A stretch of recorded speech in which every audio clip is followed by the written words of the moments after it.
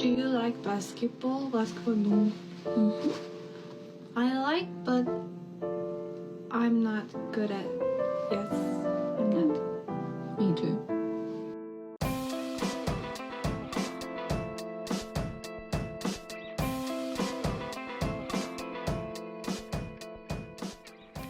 Hello, everybody. This is a little pre-show statement from Jack, aka Jokic Joestar. I recorded with the wrong microphone for about 47 minutes of this podcast. Now, I'm going to leave those 47 minutes in as a testament to my ineptitude. I believe we talk about the Kings, the Pelicans. It's a good week for us to start from the bottom if I was going to make this mistake. I'm sorry to everybody involved. If you're a Kings fan, to my brother, I'm sorry. Not really that sorry, but a little bit sorry. And I promise to do better next time. Adios. It's back to being hot. It's back to being hot in my apartment. We got the windows wide open. It's 80 degrees. The AC's not on. Every time I talk about this, woke liberals in the comments say, "That's illegal. Your landlord can't do that to you. You should do something." Shut up, Guys, dude. He's a lord for a reason. He'll kill him if he says anything. If I speak up, I'm not going to be allowed to hunt game on his grounds anymore. And then no more rabbit stew for Jack. What the fuck? And let's think as empaths here. You don't have AC. That's tough. But think of all the risk that your landlord took in owning the building. So he's going through it even more. So don't bother him with your trivial problems. There's a lot going on. Because he's probably an empath too, dude. So there's no solution. And all me saying something would do is make him feel. Then we just have two people who feel bad, and nothing can be done about it. You know? Yeah. Did you see the big Wilt news? Yeah, we got blocks per game for 1973 or whatever. Yes. So I just read through the Basketball Reference press release, and they were sent, I guess, a bunch of old newspapers where like the Long Beach Tribune and stuff like that. So we got block numbers for some people. We got one season for Wilt, which I believe is the second most blocks per game ever. I think it's number one. I think it's. Well, maybe it's. Bill said it's number one, but then someone replied, or no, Bill said it was number one, and then I think he replied to himself and he said Mark Eaton's is like I think decimally still ahead of him. There's no way Mark Eaton. So for anybody who's curious, Wilt in the final season of his career, this is the last year Wilt played, he averaged 5.4 blocks per game. Yeah, and Mark Eaton was 5.56. Is that serious? Dude, what a demon. My God. And we can round that to 6. Yeah. And so, well, Basketball Reference does. That's insane. The 80s, like, sometimes I feel bad because Wilt, like, it's like, like he would be great regardless. But a lot of these, like, numbers are because the 60s were like 178 to 140 or something final score. There was just a lot more possessions and stuff. And so with the blocks number, I'm like, damn, there's just so many more shots for him to block. But if he's still getting mugged by Mark Eaton, I guess it's not that hard. I believe he played in all 82. What's the total blocks record? Total blocks record for a season. NBA total blocks record for a season. So single season leader. So this is NBA, ABA combined. It's still Mark Eaton. I think it's that same season. Let me double check. So yeah, 84-85. He averaged 5.6 blocks per game, and he had a total of 456 blocks. And Wilt's this Wilt season is number 2 at 446 blocks. Yeah, 10 away. Wow. And that's his last year, correct? So crazy. Yeah. So did we just get it for Wilt, or did we get it for there's some other stuff. So apparently this journalist reported on Jerry West steals, but they were not able to find any season-long figures.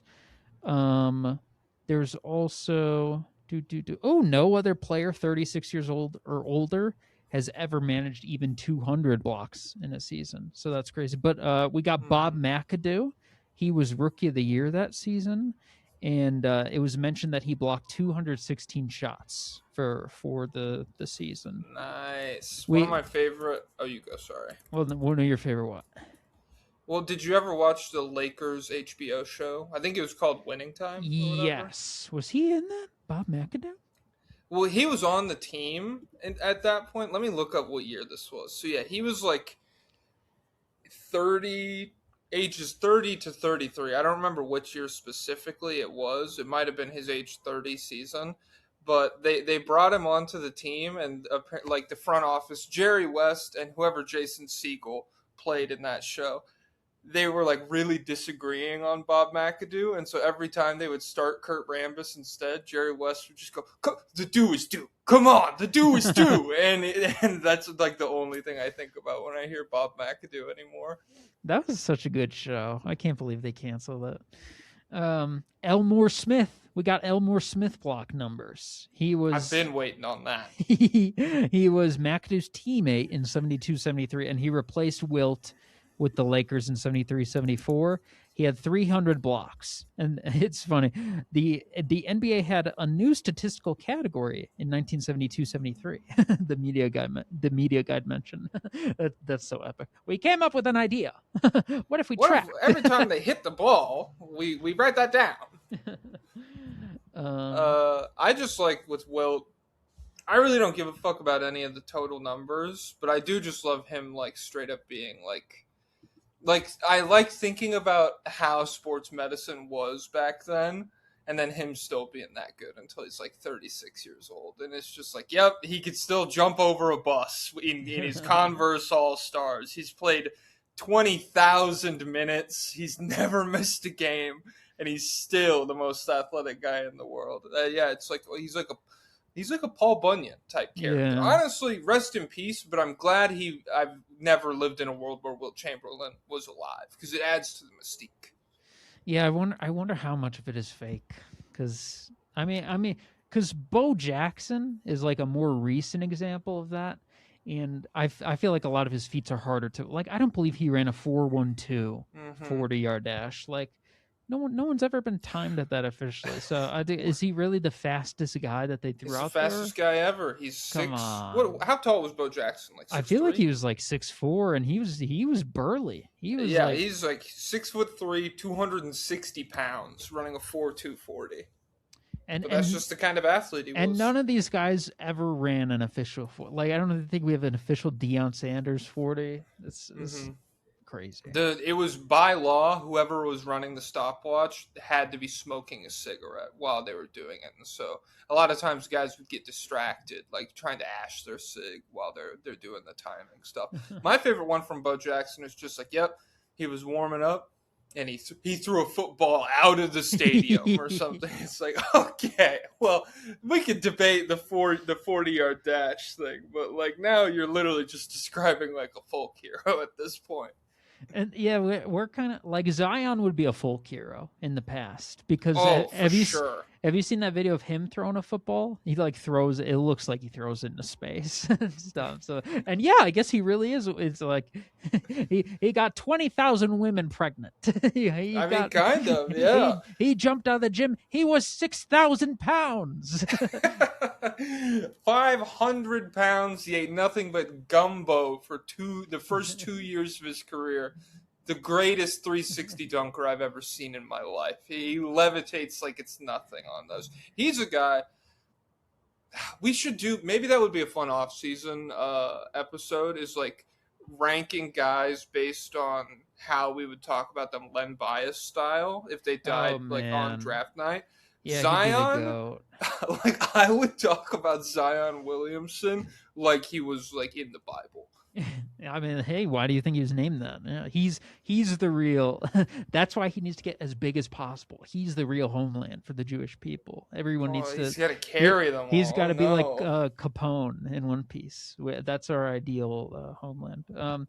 Another thing we got is there's a bunch of newspapers from Portland and what's it called? It indicates blah blah blah steals totals for the 1970-71 Blazers and the 71-72 Blazers are two of the highest on record. That makes sense given how many turnovers those Blazers teams were forcing. So we're missing out. We're missing out on some 70s. Well, I guess 70s was inflated, so maybe the turnover rate isn't as high. But total wise, it's pretty freaking high. They also found turnovers for the 74-75 Celtic or Sonics. So we get that. Epic. Nice. Yeah. Who the hell played for the 75 Sonics? Let's look that up. Yeah, pull it up. Let me see how many I could guess of them. Nate Okay. McMillan. Nate McMillan is not here. There are... Shoot. There's... Oh, 74-75, yeah. Yeah. There's one name I recognize here. Is Brisker here? He is! John Brisker! Booyah! Oh, shit! You know John Brisker? No, I'm not locked into the Brisk. His grandson, Jaquan Brisker, was a safety for the Bears. He's about to leave in free agency. He's had a lot of concussion problems, but I like him. But this guy you've probably heard this story before.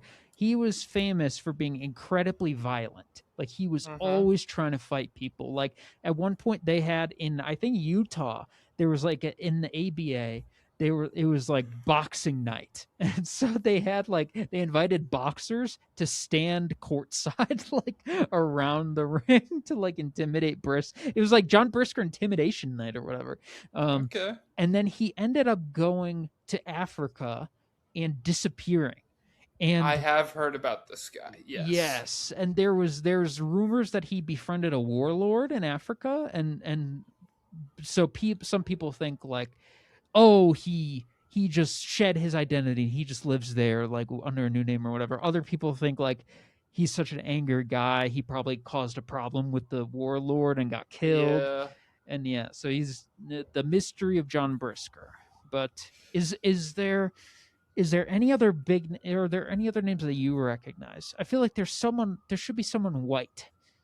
There's someone white and famous. There's probably someone white. I don't really know how famous they would be. There's no Chambers, right? Tom Chambers. No. Yeah. Bro. There's a white center that I'm thinking of that was athletic that played for Seattle, but I don't. Center. I can't think of his name. I don't think so. Is it Jim Fox? No. All right, run down the list of the names. The only one I recognize is Spencer Haywood. Spencer Haywood was 25 playing for them. Is Sam Perkins on this team or no? No. It goes Spencer Haywood, then we got Fred Brown, and then we have Archie Clark, Leonard Green, Slick Watts, Jim Fox. Slick Watts is a good one. I did like that one. Tom Burleson, Tal Skinner. Is Tom Burleson white?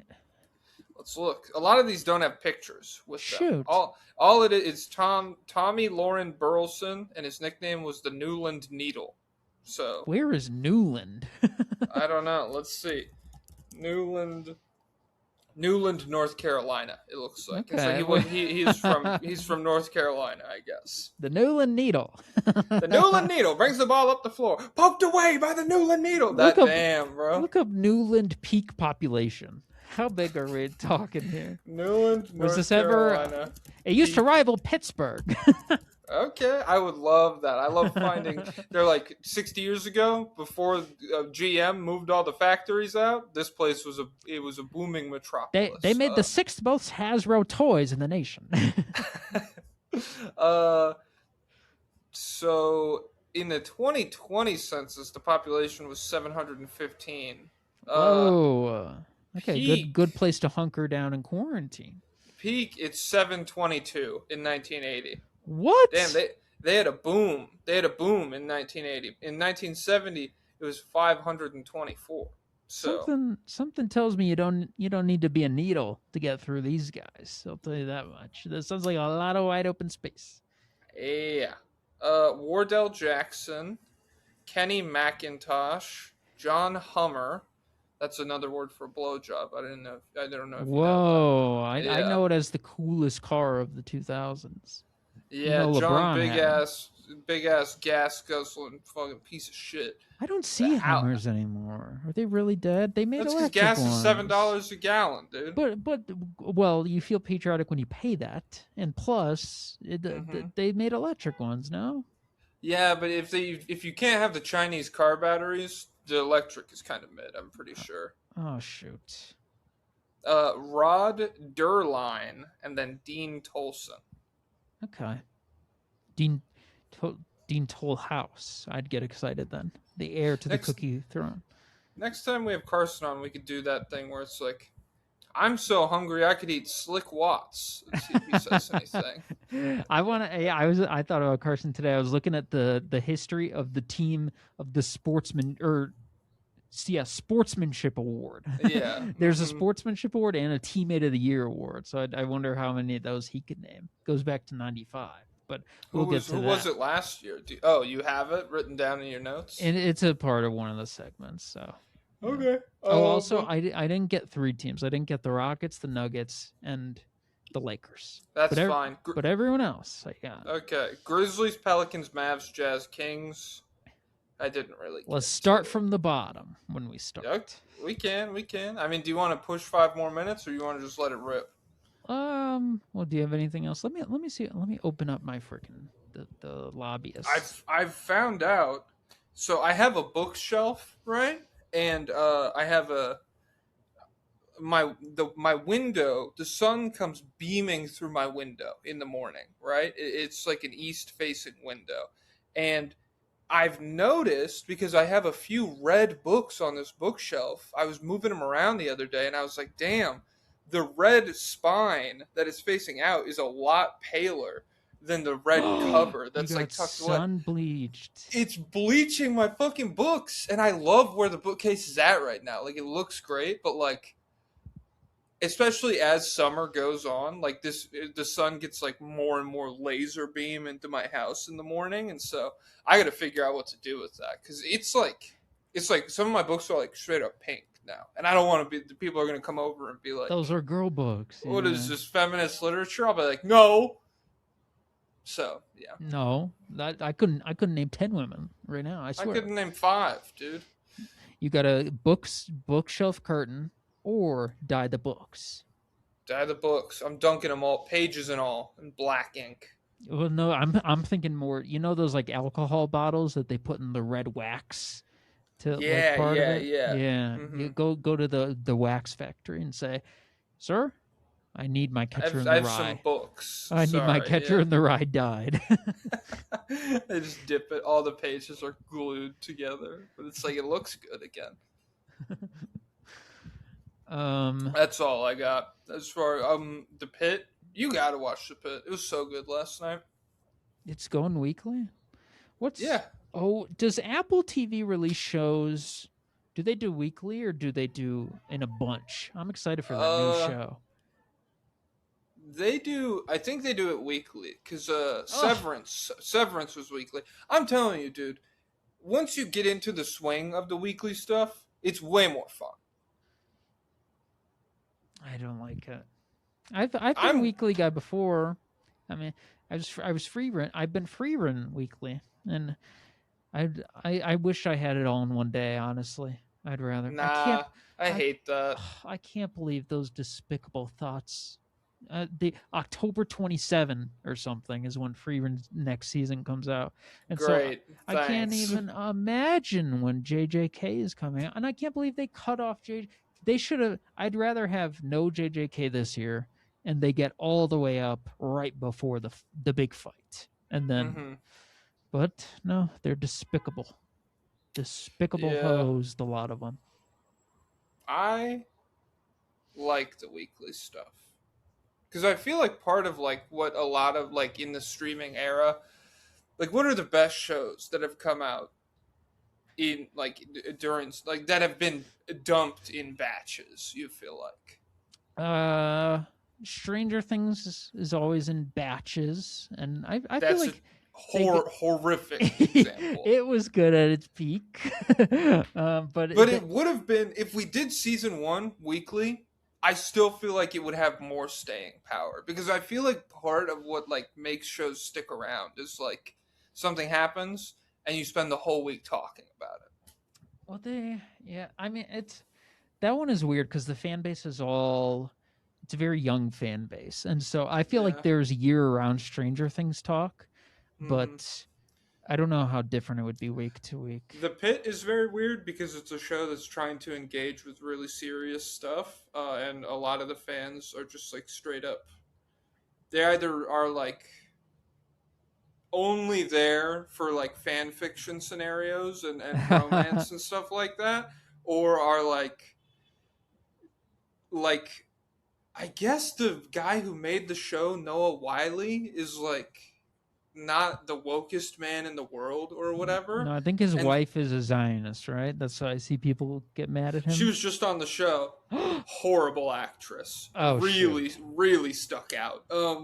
And so yeah, no, like he's not like the wokest guy in the world, and so like he is the main character though. And there's some fans of the show who are like every time he's on screen, this is a waste of an episode. Like that's not what the show's about. And it's like, well, it's Yeah, actually like that's the worst feeling in the world when it's weekly and you just get one of those nothing episodes that it's like, God dang it. dude, and you can tell when that happens because the people will be coping. It's a setup, dude. They're setting up for the next episode. It's gonna be sick. It's a slow burn. But we got some an article from Tom Haberstroh this week about like how big the disparity is between the bad teams and the good teams. So this is from a few days ago. Is this the thing with like the A teams and the B teams and yes. the C-? Yeah. Okay. Hit me with it. I didn't see anything about this. Washington is 0 for 20 in its last 20. Brooklyn is 1 for 29 in its last 30. Sacramento in its last 30, what, like games against good teams? Yes, in bad teams against good teams. Okay, and so like, yeah, what we've is segregated them.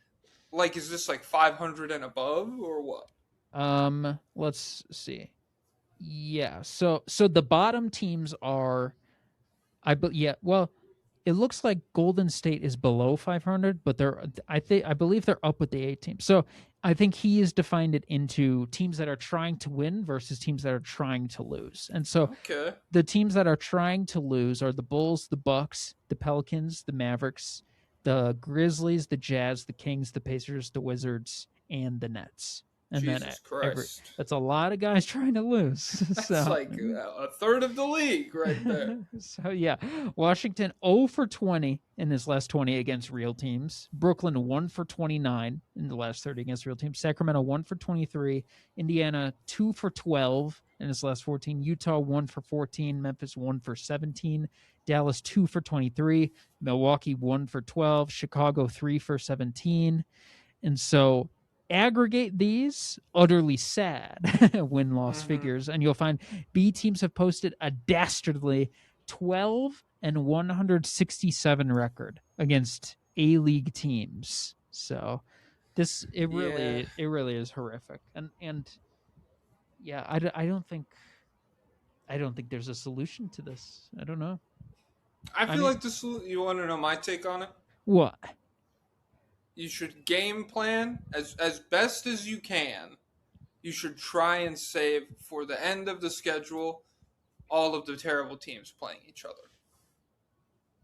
That could be it. And then it's just like the entertainment value could at least be who is like, oh, my guy's hamstring exploded. I got to play Sharif Cooper or whatever. Which I know disrespect to Sharif Cooper, but chill. Yeah. Yeah.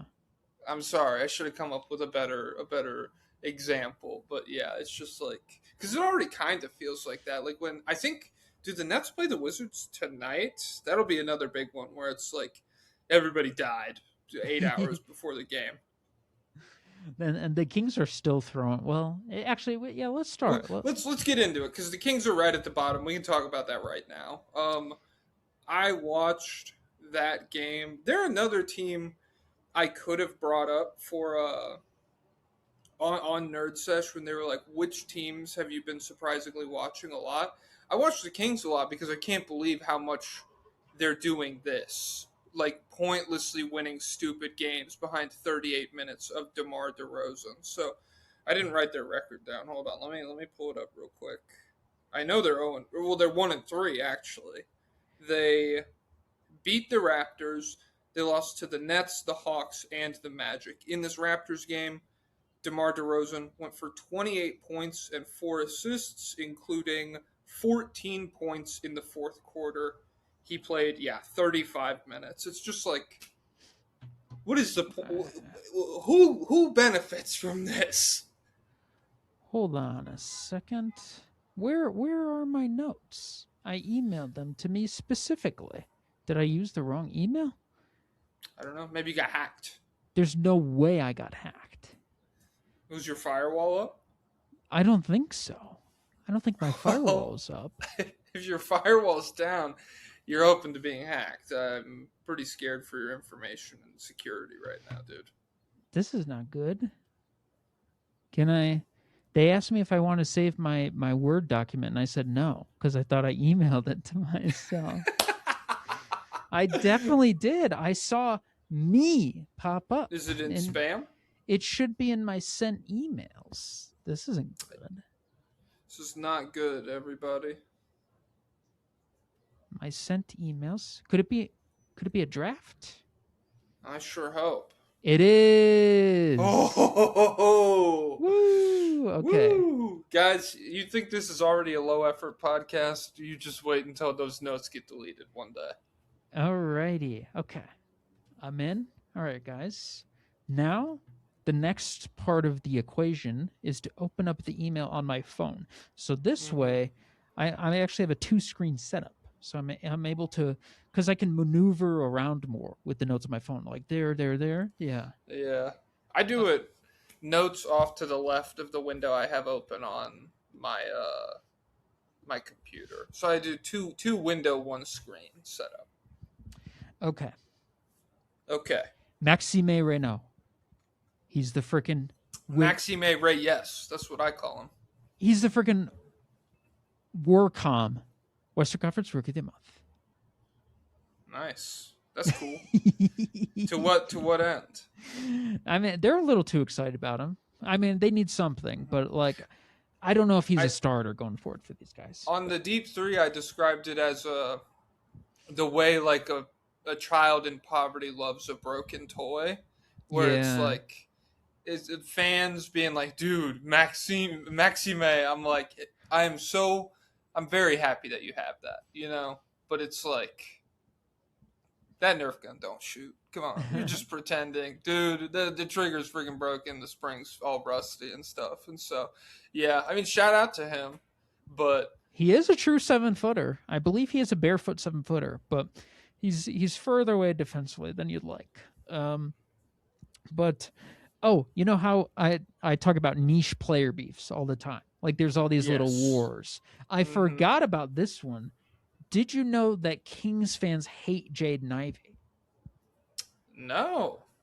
This is because in the 2022 draft, they drafted Keegan Murray ahead of Jaden Ivey, and everyone made fun of them for it. They said, "Wow, you drafted frickin' the oldest guy in the world in the Iowa offense. You drafted a frickin' 6'8" post-up wing.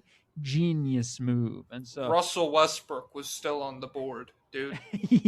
they got a minor win. Well, let me ask you this. Would you rather have Keegan Murray on his contract now, or would you rather have Jaden Ivey that you cut? How much money is Keegan Murray making?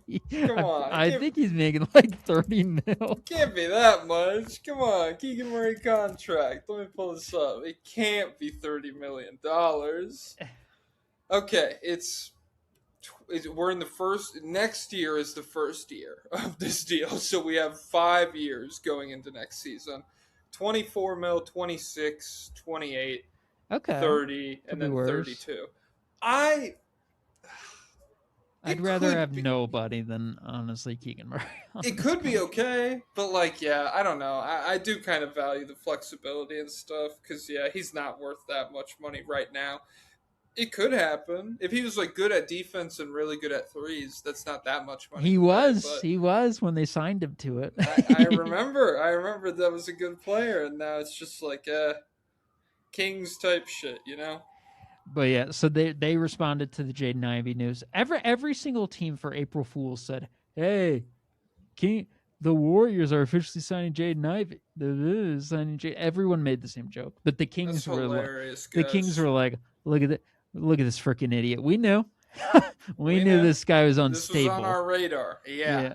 So, someone was like, this guy's always been a head case. glad we never got it. That's gotta feel great. Just like your loser franchise never accomplishes anything, constantly shooting yourself in the foot, and then it's like, hey, by an act of God, we avoided the worst possible outcome. Maybe, kind of. Could never mesh with Neek. He could never mesh with Neek, dude. Come on. We got Devin Carter. I think I'm good. Yeah, so their celebrations are we drafted a normal guy with Keegan. But yeah, and then they had a bad win to Toronto this week. DeMar 28 points, Precious Achua had 28 and 19. I think he had like 15 and 15 and a half or something crazy. Yeah. Malik means King, he had 18. So bad choice. Bad choice. So Precious. Yeah, he had 18 and 15 in the first half of this game. I mean, it's just stupid. So on February 21st, they were the worst. They were the worst record in the league. They led, I think, by like a full game, maybe a game and a half, and they are now one game ahead of Utah to fall into fifth place. So, what's the difference? A disaster. Let me pull up. What is the difference in percentage chance there? So.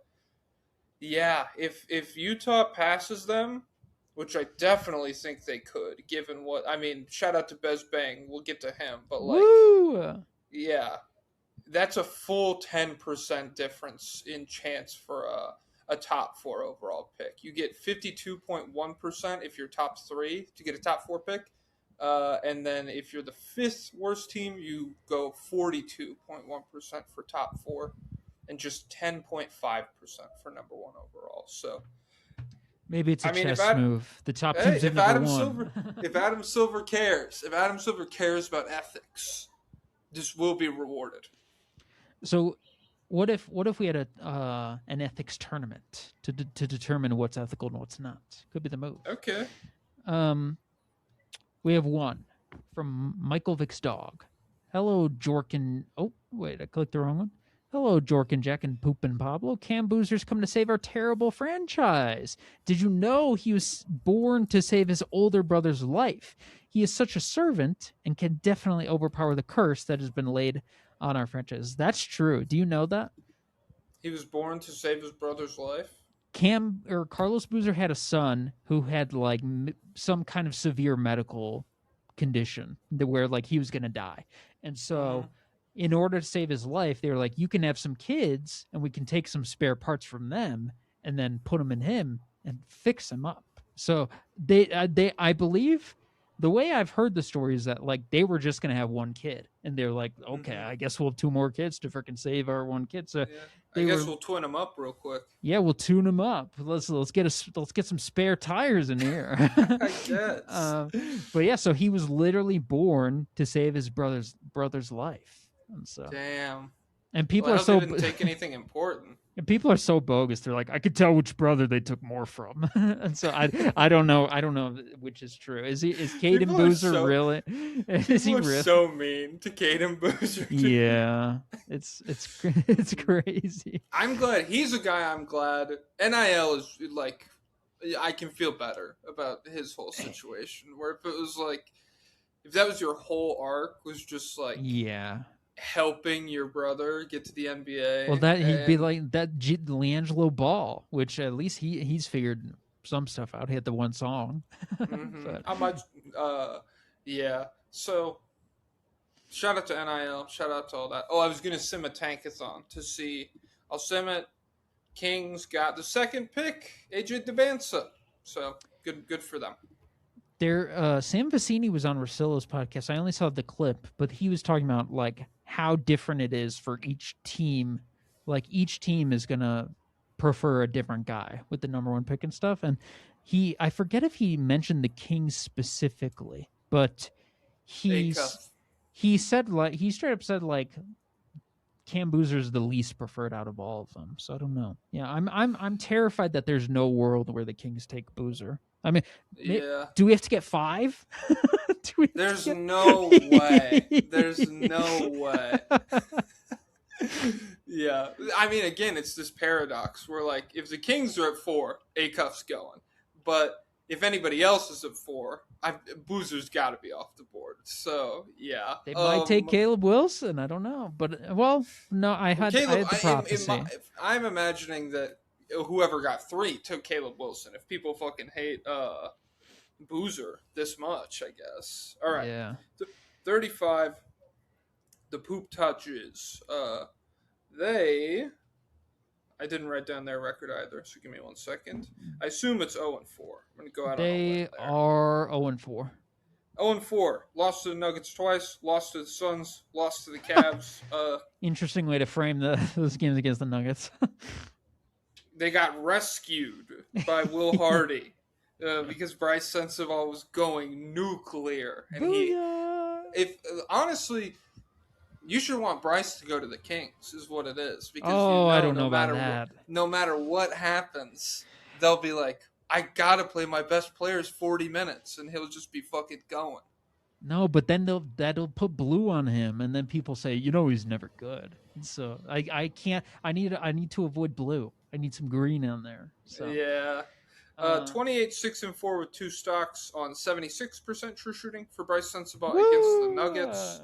How did he do? I mean, yeah, I don't know. Is that like really all we're talking about with the Jazz now? Filipowski's looked okay. It's just very March hoops from everybody. Cody Williams is cranking out 25-point games. It's just that stretch of the season. Filipowski in the last 4 has been 24, 10, and 4.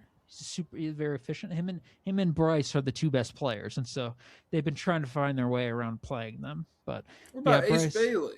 Ace Bailey's been going good. He got a hoop venue video, so booyah. But yeah, 26 bomb on Phoenix from Bryce, 18 hyper efficient 18 bomb on Cleveland. It's been friggin' epic. And then we got a Bez Bang standard contract, 2-year contract. So I don't know if this is actually. Well, it sounds like you're at the subway station. That's so funny. It's never been like it was like in the room with you. Dude, I swear the acoustics of this apartment are so fucking insane. How high up are you? Very high. Like several stories. I don't know how many feet it would be or whatever, but like the fall would kill me. Let's put it that far. And so, but sometimes I'll hear people talking down on the street with my window open, and it'll bounce around in my apartment, and it'll sound like they're in the hallway around the corner or something. And I'll just be like, what the fuck is happening right now? It's insane. Sound moves crazy. I just saw how they constructed Central Park, and I guess I didn't realize this. It's like super sunken down, and so it's very quiet there because the sound goes up. I guess it bounces and it goes up. It's like heat. Yeah. Everything goes up. What goes down? Except how about the stocks, dude? Dude, yeah. I wish my friggin' oil price would get on. But yeah, we got Bez Bang 2-year contract. I don't know if it's a real contract enough to where like they couldn't cut him tomorrow if they wanted to. But it's interesting. Yeah. A lot of the Jazz fans on their Reddit were like, "Why do we pick him out of all the?" Why'd you give Svi a 4-year deal? Or whatever, you know? Out of all the circus freaks we've pulled out of the mud, freaking Elijah Harkless and whoever else we got. But I'll tell you what, I'm a little interested in Bez. He is a small guard, but he is like almost 6'4" barefoot, and he's got like a +3 wingspan, and he's a defensive guard. And so I didn't realize this, but he's I think he's like 2-time Ivy League Defensive Player of the Year. So cerebral. He was shutting everyone down. Xavier Lee, maybe. Oh shoot. Who was the other one? So Xavier Lee was at Princeton or something. Is that the Asian guy who transferred to Florida? Yeah, and he didn't do well for Florida. But there was another small guard that was at Harvard that the same year was like really cooking. And people got remember off the top of my head. People got super excited about him. But Yeah, his defensive playmaking numbers are good, Bezbang. And he's a very economical passer. He's like a ton of assists, little turnover. At least in college, he's got shooting questions, but I wonder if he will be like a legit NBA player. But yeah, that's all I got for the Jazz, and we have 3. Let him rip. Ebi Moshiri.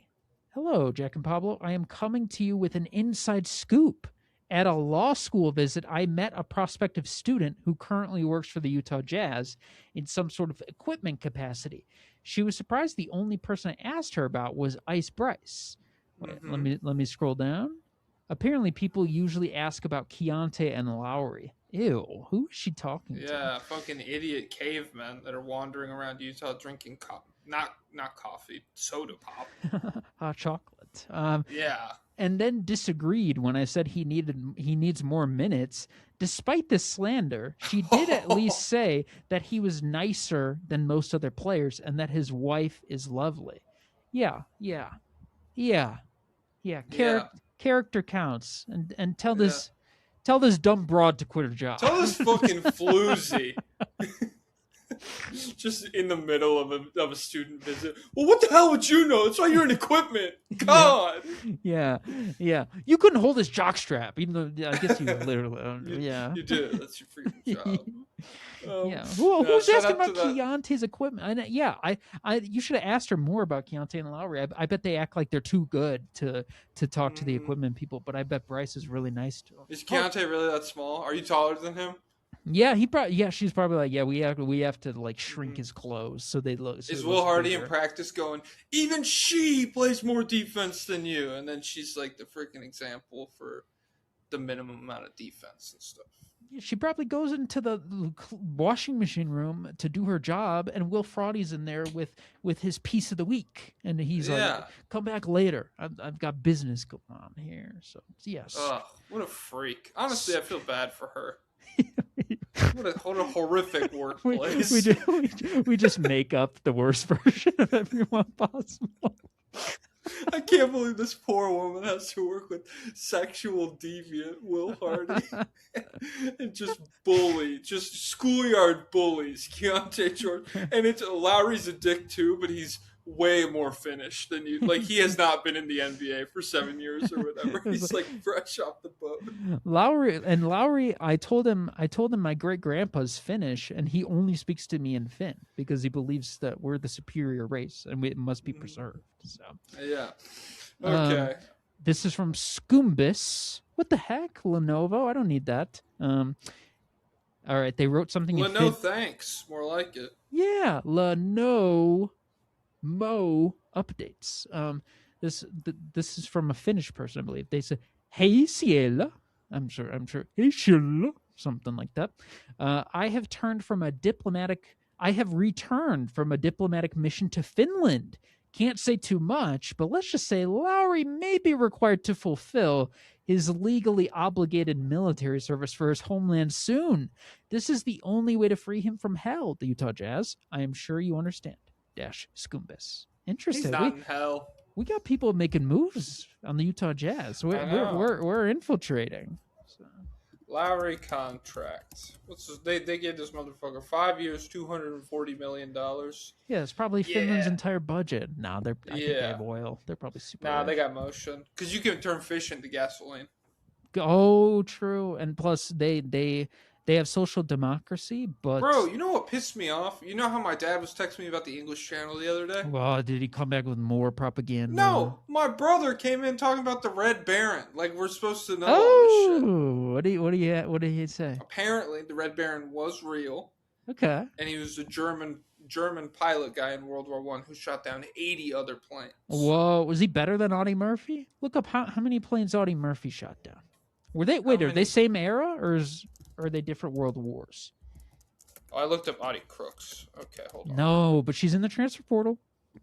I saw that. Audie Murphy planes shot down. How many? She's too much of a defensive liability. I'm out on Audie Crooks. Yeah. Unless we could get a true 5 next to her. Audie Murphy. Oh, this is his death note from friggin' New York Yo, Times. that's how he died. Yeah, someone figured Definite? out his name. It doesn't say how many planes he shot down, dude. What? Okay, let me look this up. Audie Murphy, military Audie Murphy record. stats. Audie Murphy advanced stats, green or blue. Uh, damn. I wish. This is why Google AI is useless. Just give me the fucking number, dude. You know what I'm looking for. During his more than 3 years of combat, Lieutenant Audie Murphy was the most decorated soldier in World War II. He has a total estimated kills throughout his service of 241. Whoa. But this isn't plane shot down. I think they're in like so different. he was ground Yeah. farming from above? Yeah. There's a guy who White Death, World War II. Yeah, there's this. His name. He was a Finnish sniper named Simo Hayaha? I don't know. And I don't know anything about his personal politics. He could have been like a white supremacist or something. Probably. I have no idea. But he was a sniper. He used no scope because it could freaking the glare could reflect. All right, and phase White Death. To stop his breath from like becoming mist, he would just put snow right up against his mouth, and then he would kill a bunch of Russian people, I guess, or whatever. What? I hate this guy. Well, it could have been brainwashed Russians. I don't know. There's no bad Russians ever. What, dude? Never heard of one. Andrei Kirilenko? Nah, he was cool. Cleveland Cavs crack dealer. I used to think Pablo was just some dumb chud who liked a random guy on the Jazz, but holy shit, I've been Bryce pilled. Got to watch him in person a few months ago and have been fully in on the Bryce wave since. P.S. Pablo, come to Cleveland July 2nd. We can watch a Guards versus the White Sox game. Yeah, no thanks. I think that's March basketball. It's gonna be freaking March baseball for the White Sox soon enough, and I'm not stepping foot in Cleveland. And plus, I'll never support them their wokeness for changing to the Guardians. Yeah, they should have done a equally different racist rebrand. Just start upsetting a different group of people. Yeah, just pick someone who they haven't caught up with. The wokes haven't caught up with yet. So, but yeah, I don't know which group that is because it seems like they're really on their P's and Q's. Because I did see everyone equally, so I have no even clue. But yeah, you guys, I didn't invent him being the greatest mid-range shooting prospect in the history of basketball. I just saw it and reported it. So, all right, screw the Utah Jazz. Mavericks. The Mavericks. Gotta pull up their shit real quick. They're are, I assume, 0-4. No, they're 1-3. They beat the Mavs. They lost. No, they're the Mavs. The Bucks. They beat the Blazers. God, I'm so bad at this fucking job, dude. Against the this is mostly the same shit. The Blazers got beat by Marvin Bagley's 26 points beast. Oh yeah. They haven't really played that much over the past week. It looks like they got smoked by the Bucks. Ryan Rollins gave him 24, 9, and 7, and then I don't know. It's mostly just Cooper, and who gives a fuck about the other stuff. We got GM rumors for these guys. So Chris Haynes said on the next potential GM, I just got a text from a very credible individual who's listening. One of those guys on the wish list would listen. And so the wish list that someone reported, I forget who, the wish list is Brad Stevens, Sam Presti, Tim Connolly. So who of the wish list do you think is the one who's listening? Oh, God. I'm just realizing I'm on the wrong microphone. This is an issue. So out of those 3 GM candidates, who do you think is the one listening? Stevens, Presti, Connolly. I would say Connolly. It's Brad Stevens, Sam Presti, and Tim Connolly. Yeah, it's wait. Gotta be Connolly. The other two, like me in my mansion where I'm currently making $1 trillion a day. the grass looks pretty green over there. I don't know. I don't know about this situation I got going on right now. Yeah, it's got to be Conley. We gotta. If Connolly leaves for this job, we gotta call. We gotta. His legacy's in danger. A startup farmer. I mean, he started up the Nuggets, left. Started up the Timberwolves, left. Won a title with them, but whatever. Oh, was he there when the Nuggets won? I mean, he pretty much put the team together. I think you could frame that one as like he's like, I don't even need in my heart I already won the championship. I'm leaving before we really do it or whatever. But yeah, I don't know. It's honestly so crazy to leave prime Jokic. Like I'd friggin' ride that one out. Yeah, I mean, it must have just been a lot of money. Yeah, probably. He's got to be money motivated.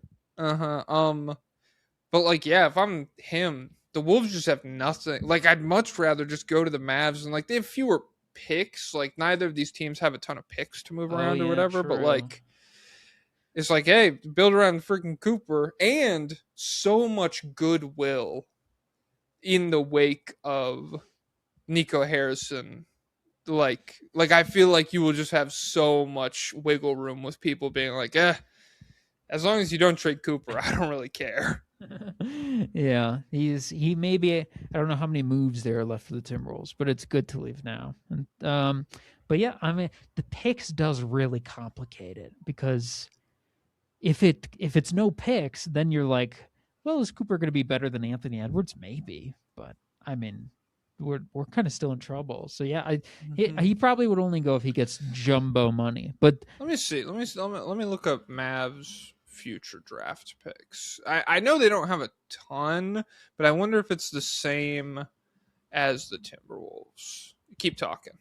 Well, we got another candidate mentioned though. Mark Stein says marquee team builder, the most frequently whispered target in the Mavericks building is. Do you want to guess or do you want me to tell you?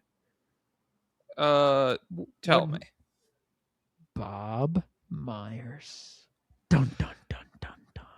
Jeez. He's kind of like Michael Myers a little bit. Oh, same last name. God. I'd rather hang out with Michael. At the end of every movie, you know, the Warriors are like, finally, we can rest. It's over. And then it fades to black, but then you see Michael Myers like climb up out of the mud that he got dumped into or whatever, and he's still out there. We need to start talking about him like the Doctor. Is it Dr. Loomis in Halloween? Yeah. He doesn't have foresight. He doesn't care about drafting. This is pure evil we're talking about. He can't be reasoned with. Unless you speak Chinese. Yeah. Yeah, pretty much. All the police are surrounding his house, and I'm like, guns don't work on him, please. It's like, Bob Myers considering making a huge swing for Denny Avdia. Don't do it, Bob. Yeah, all those moments where it's like Michael Myers holding someone by the neck, and Dr. Loomis is like, Michael, put him down. Michael, please. And he shoots him like all the time. Right? It just doesn't work. Beast mode. Be Michael reasonable, Myers. Michael. While he's shooting. He's underdeveloped. Yeah. Oh, man. I haven't seen those movies in a minute. Those are fun. You gotta listen to the rewatchables. It's so good. The Loomis impression the whole time. I just listened to the 1988 movie draft that the Big Picture put out, and Bill Simmons was on it, and he took Halloween 4 for his his sequel that came out that year. Nice. So, we got some Daniel Gafford. He backed up Jaden Ivey. He said, faith isn't for the weak, because God gives his test to his strongest soldiers. I really can't go deep into that with the stuff that's going on with the Ivy situation. We're going to keep it at that point. Actually, now that I'm thinking about it, I didn't watch the video. And people I don't think this was him backing it up. People have been posting jokes, like misinformation, like a bunch of, like someone's like Patrick Williams on the Jaden Ivey situation. I agree. So now I'm thinking about this could have been a fake, you know how people on Twitter do fake captions. Yeah, he wore a shirt. I think Yeah. literally like I think he was already like dressed warming up when the Jaden Ivey news broke, because they waved Jaden Ivey like an hour before they played or whatever. And so he wore a shirt to the press game conference that said faith is not for the weak or whatever. I didn't watch the video, but my understanding just at a glance was it was more like, yeah, it's a crazy situation with Jaden. Like I'm not gonna go into that right now. But I didn't take it as like he planned the shirt in a show of support or whatever. Okay, that's good. And then the last thing I have is the Mavs lost their 10th game by 20 plus points, their most in a season since 2012, 2013. Do you think you could guess who was on this team? Who played the most for this team? 2012-13. Yes. So Dirk is still here. Yes, he started 47 games. What a beast. This is only 2 years out from the title run, but I don't know. So JJ Barea played with Luka Doncic. So is he still here? If he is, I didn't write his name down. He might have been. I don't know. Is like Tyson Chandler still here? No. Is Jason Terry still here? No. Jason Kidd? I don't know. I didn't write that of the names I wrote down. No. Okay. Is Rajon Rondo here? No. Okay. Who's on this team? OJ Mayo plays all 82 games for these bad damn boys. it. Yeah. We get 67 from Sean Marion. We get 52 from Chris Kaman. And I believe this is starting. I wrote down starting numbers. Yeah. Darren Collison started 47. He played 81 games.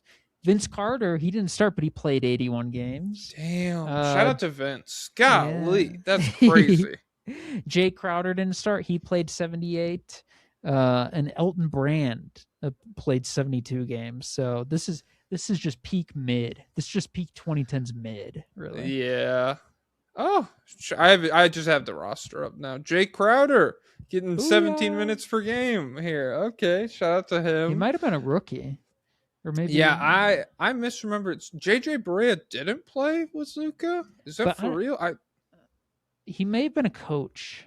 No, he definitely did. So he went to the Timberwolves from 2012 to 2014. Didn't he? And then he spends the last like 6 years of his career in Dallas. He played until 2019-20. So yeah, they did overlap a little bit. Okay, we got no Dallas Mavericks requests, so screw them. All right, screw them.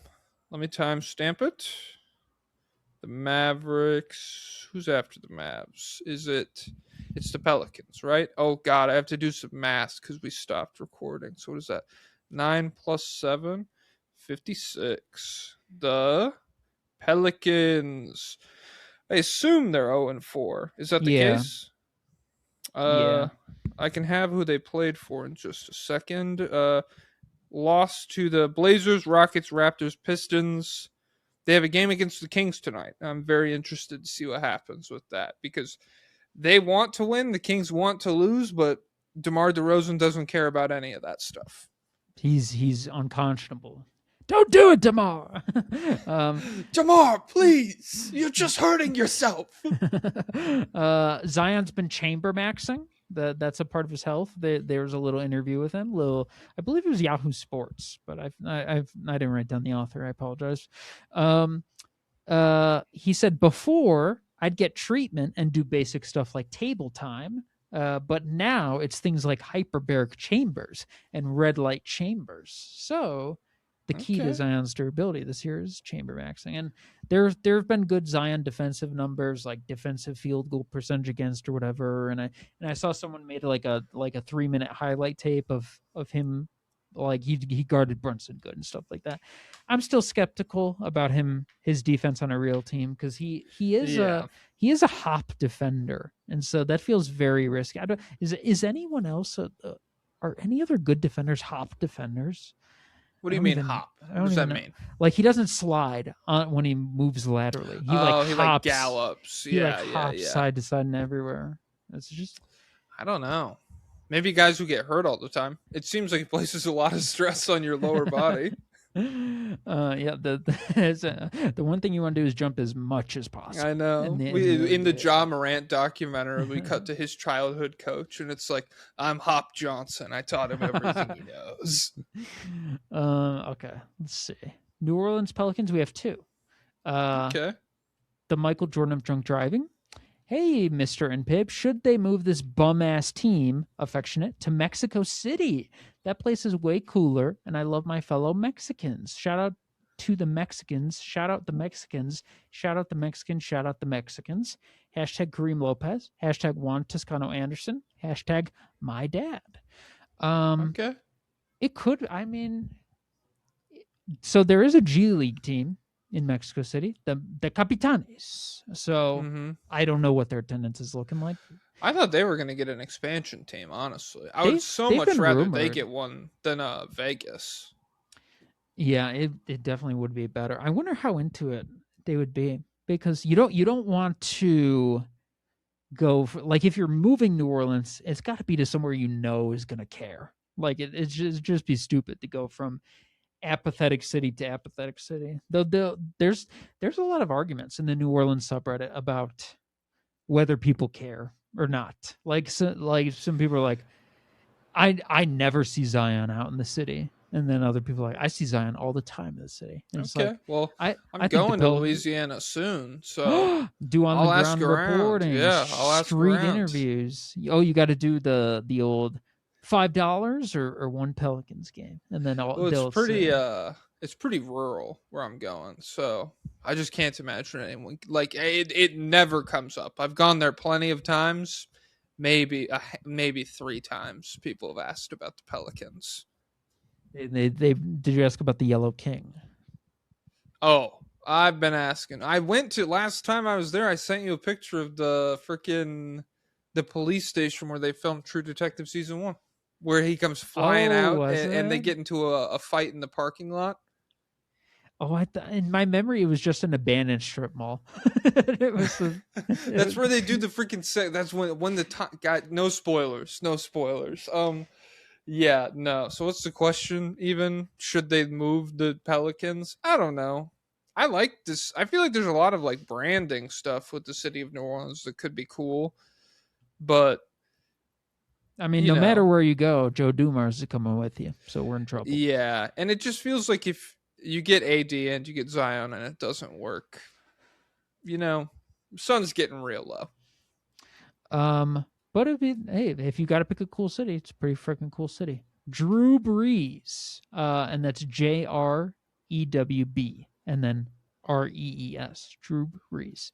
Okay. Hi, Doom and Gloom. Oh my god. They wrote so much here.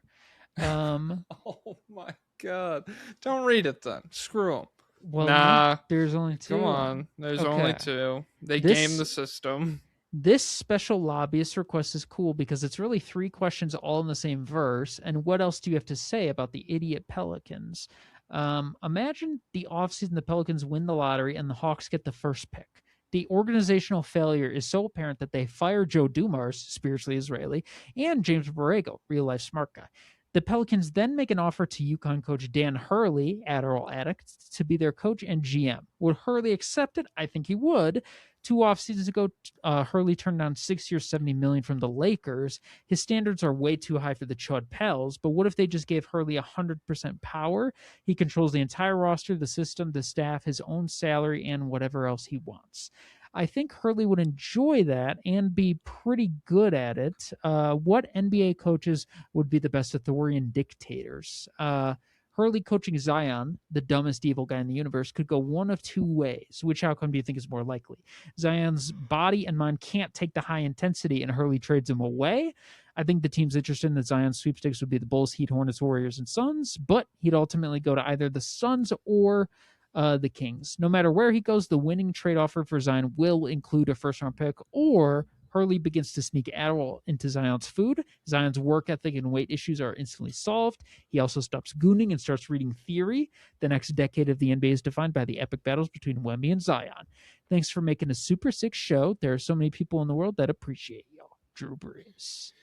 Well, I was going to be mean until that last part. Thank My you for glasses being are nice and fogging up. genuine. Unfortunately, you wrote out a very lengthy premise that is based on a house of cards. Like the idea that Dan Hurley, what could the Pelicans put up that Dan Hurley's like, Lakers couldn't get me, but I think I gotta go to New Orleans. I gotta leave UConn. Yeah, no, I just don't think it's gonna happen. It would have to be crazy money, and I don't think there's any sign that they care enough to do that. Yeah. And I'm not a Dan Hurley believer. I'll be honest. I think he's the quintessential college coach. Like he thrives on yelling at kids, and so I'm skeptical whether his approach. Yeah, will you didn't work. really lay out the third option here, which is Dan Hurley yells at Zion and he gets his head punched off. I think zero chance it works with Zion, and so because you gotta. Have you ever seen the clip? Champions run everywhere. Jordan Hawkins, he ran everywhere. Donovan Clingan, he ran everywhere, and so I have trouble seeing Zion doing a bunch of running. So I appreciate the fan fiction, but I think it's not going to happen. Unless, hey, what if you relocate? What if part of the deal is you relocate to Connecticut? Is it illegal to coach two teams at once? No, And you said it instantly. It's just impractical. So Well, I'm pretty well versed in. I'm like basketball law kind of guy. You know, Suits. I have no clients because it's so niche, but I'm pretty well studied. Yeah. So that's gonna be a no. You can coach two teams. There's actually only 7 of us in the industry. I was really gunning for the Kawhi thing, but they went to one of the other guys. I know. Yeah, it's a big fish industry. You know, every couple months something comes along where we're needed. But it's all about it's freaking who you know, and so I don't actually know anyone. So it's a little tough. Yeah. I mostly just tweet all day and hope that someone notices. Okay, that's it for the Pelicans. Okay, let's keep it pushing. Who's after the Pels? The Grizzlies. This is the first team I wrote down what they did. So I still need to do some math. Whatever. I'll just do second video 18. The Grizzlies. 1-3 last 4. Beat the Knicks, Suns, Bulls, Rockets. Oh wait, they beat. Shoot. Okay, let me pull up the freaking. They beat someone. I didn't write down who. They beat someone. Son of a bitch. I know they did it. All right. They beat the I think it was someone else. Bulls. They beat the Bulls 125 to 124, baby. This was a real nail biter. Cedric Coward, 24-9-4 with 4 steals, 59% true shooting. This is just a team that they do not exist on my radar, really. We should have been doing tankathons for all these guys, but I'll just do one for the Grizzlies right now. I saw one. They because they have Orlando's pick, which is 14th. I guess they're like the last lottery team. So we could end up with a 1 and 2 picks for Grizzlies, number 1 and number 2. So in this sim they got 8 and 14, but in this next sim they got 9 and 14, and in this next one 4 and 14. Okay. Whoa, that's pretty good. I'm just gonna keep talking. I'm gonna sim until this magic pick jumps at all. Okay. Brandon Clark has been arrested. I forgot about that. I think he ran from police. I think they tried to pull him over. He didn't pull over. He had some substance in the car. We got a Grizzlies first overall pick, but the Magic. I'm only looking for the Magic pick to jump. So yeah. But yeah, I bet nothing's gonna happen with Brandon Clark. Whatever. LeBron says they should move to Nashville. And so they're very upset about that in Memphis. Yeah.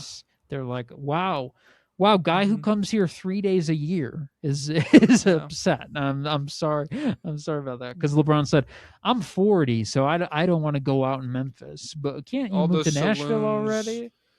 Oh wait, am I thinking? Is it Memphis or Nashville? Where do people have their bachelorette That's parties? Nashville. So what is La Thought trying to do in Nashville? Yeah, really. I mean, geez, Louise. I bet Will Hardy's. He's like, oh, Oh it's my god. Nashville. I've never been there before. I wonder what that's like. Jalen Wells had toe surgery, so a substation leaves nobody untouched ever. Mm-hmm. And then Chris Vernon says that he received a text from a friend claiming that Ja will be putting his house up for sale soon. Okay. All Is right. he moving to Nashville? I don't know. Maybe he's just being smart. Yeah, he's cashing in on the friggin' market. Yeah, the market's really good right now. Any requests for the Grizzlies? Drop Bear Awareness Society. Greetings, Robert and Bindi from Australia. Long-time lurker, first-time lobbyist. Your occasional mix of social commentary, politics, and basketball makes you my favorite podcast to listen to. In order to make it more worldly, every lobby request, I'm going to teach you something about Australian politics. This week in Okay. Australia, the Liberal Party is actually a right-wing party. Anyway, on to basketball. Which young Hey, player? same here. Which young player on Memphis do you like most? And This guy's a consider- dumbass. He can't Yeah. talk. Yeah, he wrote it that way. Yeah. Which young player in Memphis do you like the most and can see developing into a contributor to a winning team? I'm a big Hendricks fan since the draft, and I'm glad we're taking the punt on him. Have a great day. P.S. Your Australian accents are the worst part about the entire show and Wow. make my ears bleed. XX. Oh, Australians do the X thing too. I guess.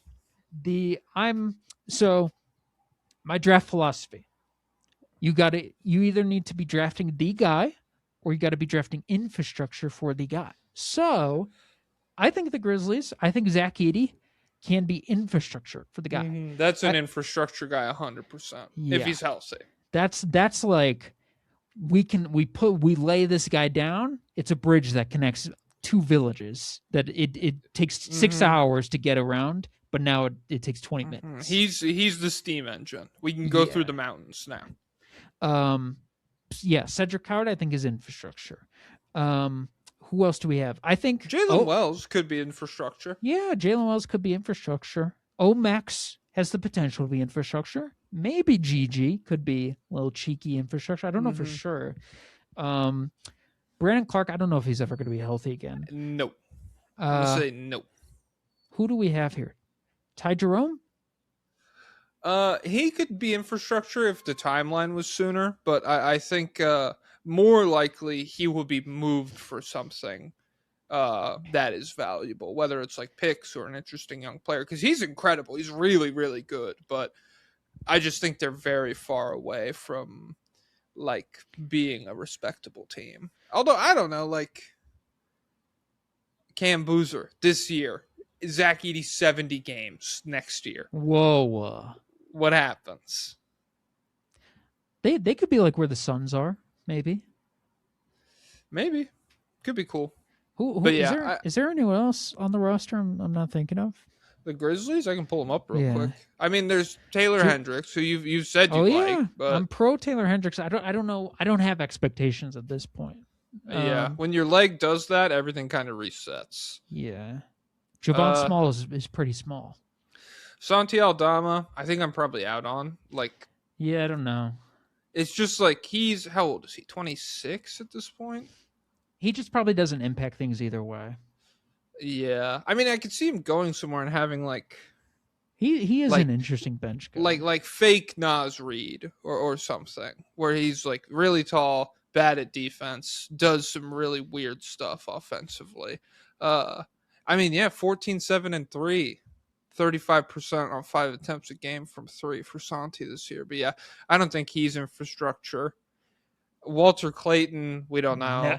Too small. Cam Spencer, I am interested in Cam as an Spencer is infrastructure interesting. guy. Yeah, he's Yeah.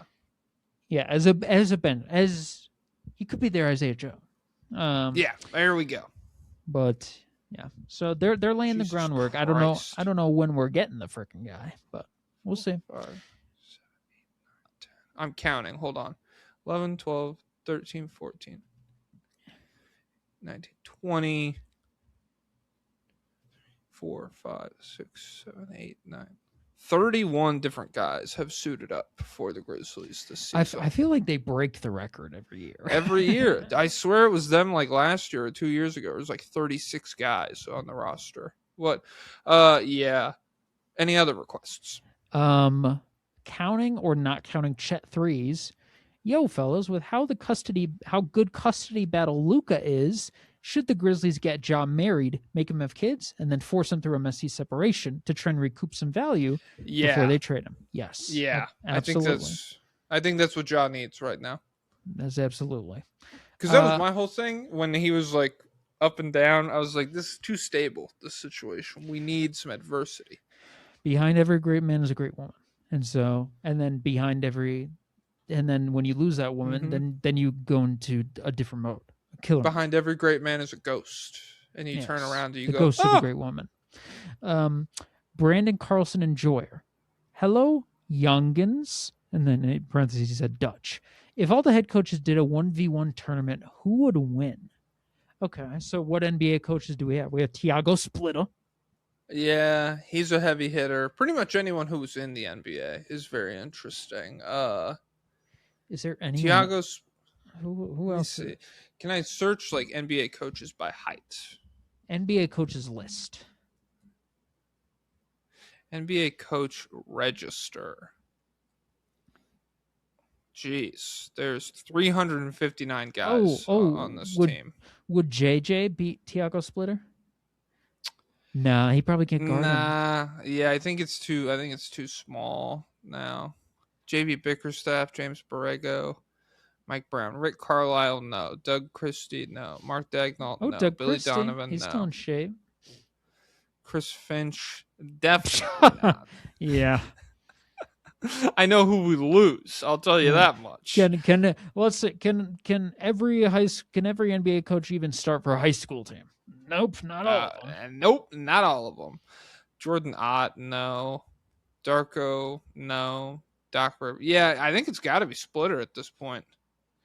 Yeah. Just because there's so many nerds now. Like Quinn Snyder, no. Eric Spoelstra, no. These guys, they're thinkers. They're not hoopers. So, yeah, I'll probably go Splitter. Yeah, he's just too big, and he looks like he's in shape. So, yeah, that's it for the Grizzlies. All right. I'm time stamping. Oh, my phone won't turn on. Ooh, getting a text from the missus. Would I prefer Fritos scoops or tortilla chip scoops? I would go tortilla. Yeah, that's what I'm thinking too. Tortilla. The census said tortilla. There we go. For what kind of dip? It's called Cowboy Caviar. She made it last year. It's kind of like salsa, but maybe spicier. I don't really remember exactly. All right, who's after the Grizzlies? Don't forget about the Grizzlies. Don't forget. I hope they run that commercial again this year. I hope we one day Draymond's just fully gray, but we still get that commercial. It's like, holy shit, he used to look like that. That's crazy. His daughter's 40. Or is that his?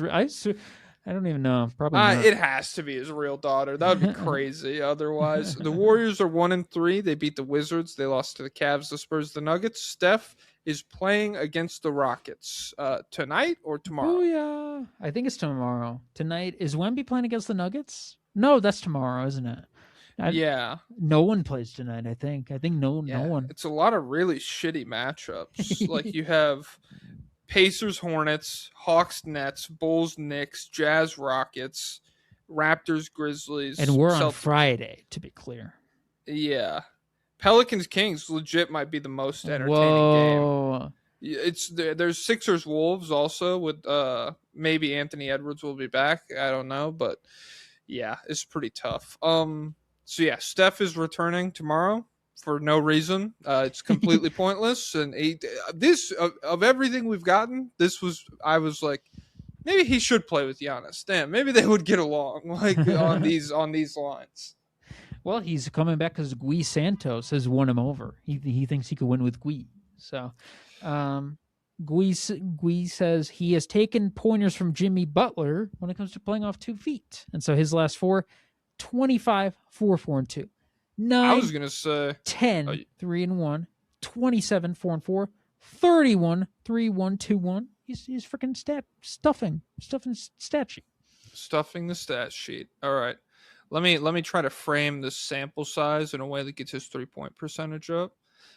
Okay, that's fine. Well, we're not a shooter. We don't shoot. So last 21 games for Gui, 16 points, 6 rebounds, 4 assists, 1.7 steals, or 1.7 stocks. So pretty much 2 stocks if you're rounding.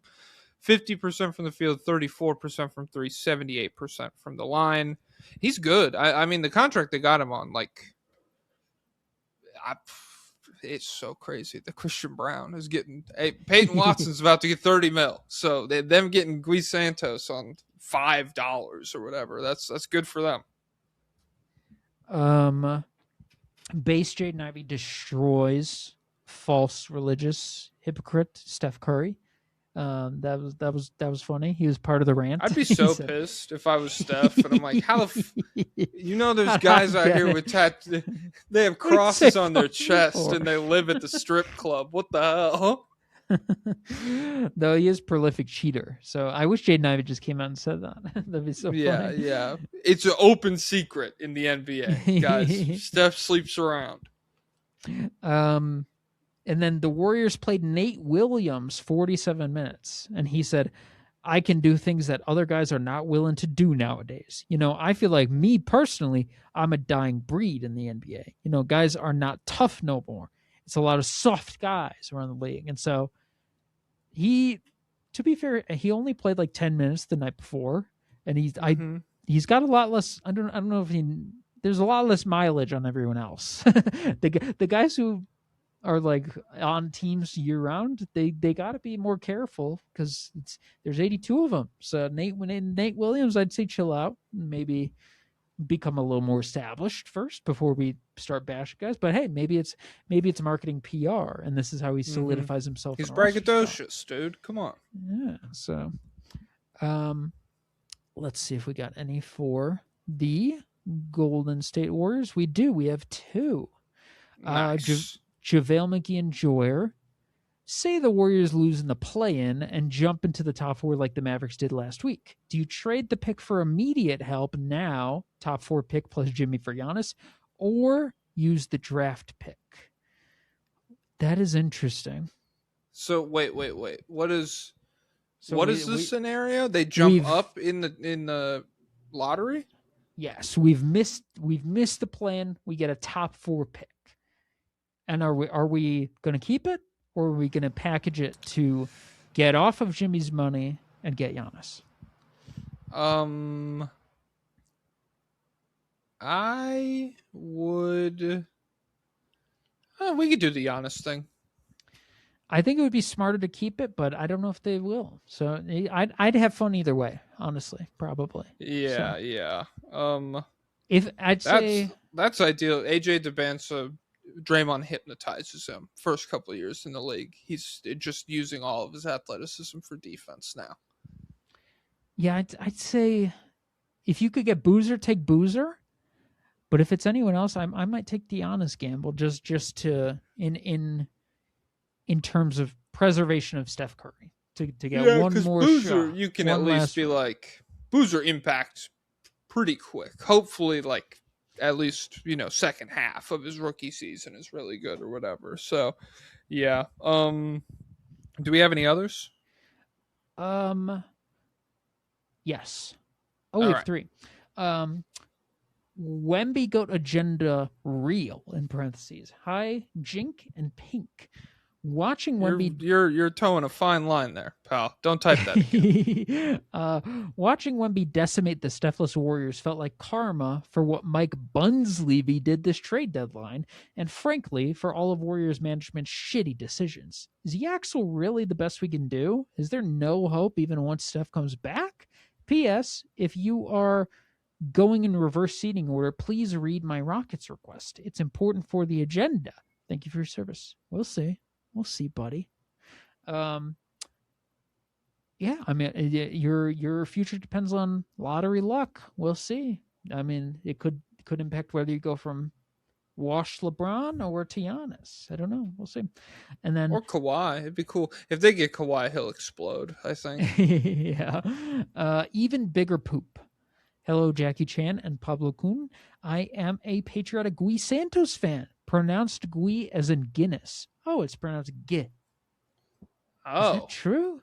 Gui? let me look at. Hey, I'm going by Basketball Reference. That's British. Gui. What if this guy's going around pronouncing it Guinness? Yeah, Gwen. Dude, I can't wait to get off work and Dude. get a pint of Guinness. You ever split the G on the Guinness, dude? Come on. On Basketball Reference, it says Guy Santos. So, shout out to this guy. Yeah, I'm not saying that's not how you pronounce it. Well, I'm just saying he might be Brazilian because he said I'm a patriotic and it's probably Santos or something. Well, what if he's like America the melting pot patriotism? Could be. We'll see. After Probably his recent not, though. ascension in production, do you guys see any potential for him to be a rotation piece in a competing team? If so, which ones? Also, Mr. Jokic. Oh, shoot. And then he censored the rest of your name. And he said, censored for being a poser. You really got to catch up to SBR before the playoffs. It's good, like peak JoJo. The end of part 6 is goated too. Okay. I mean, I will. I don't have shit going on right now. But I'm in the middle of Reacher.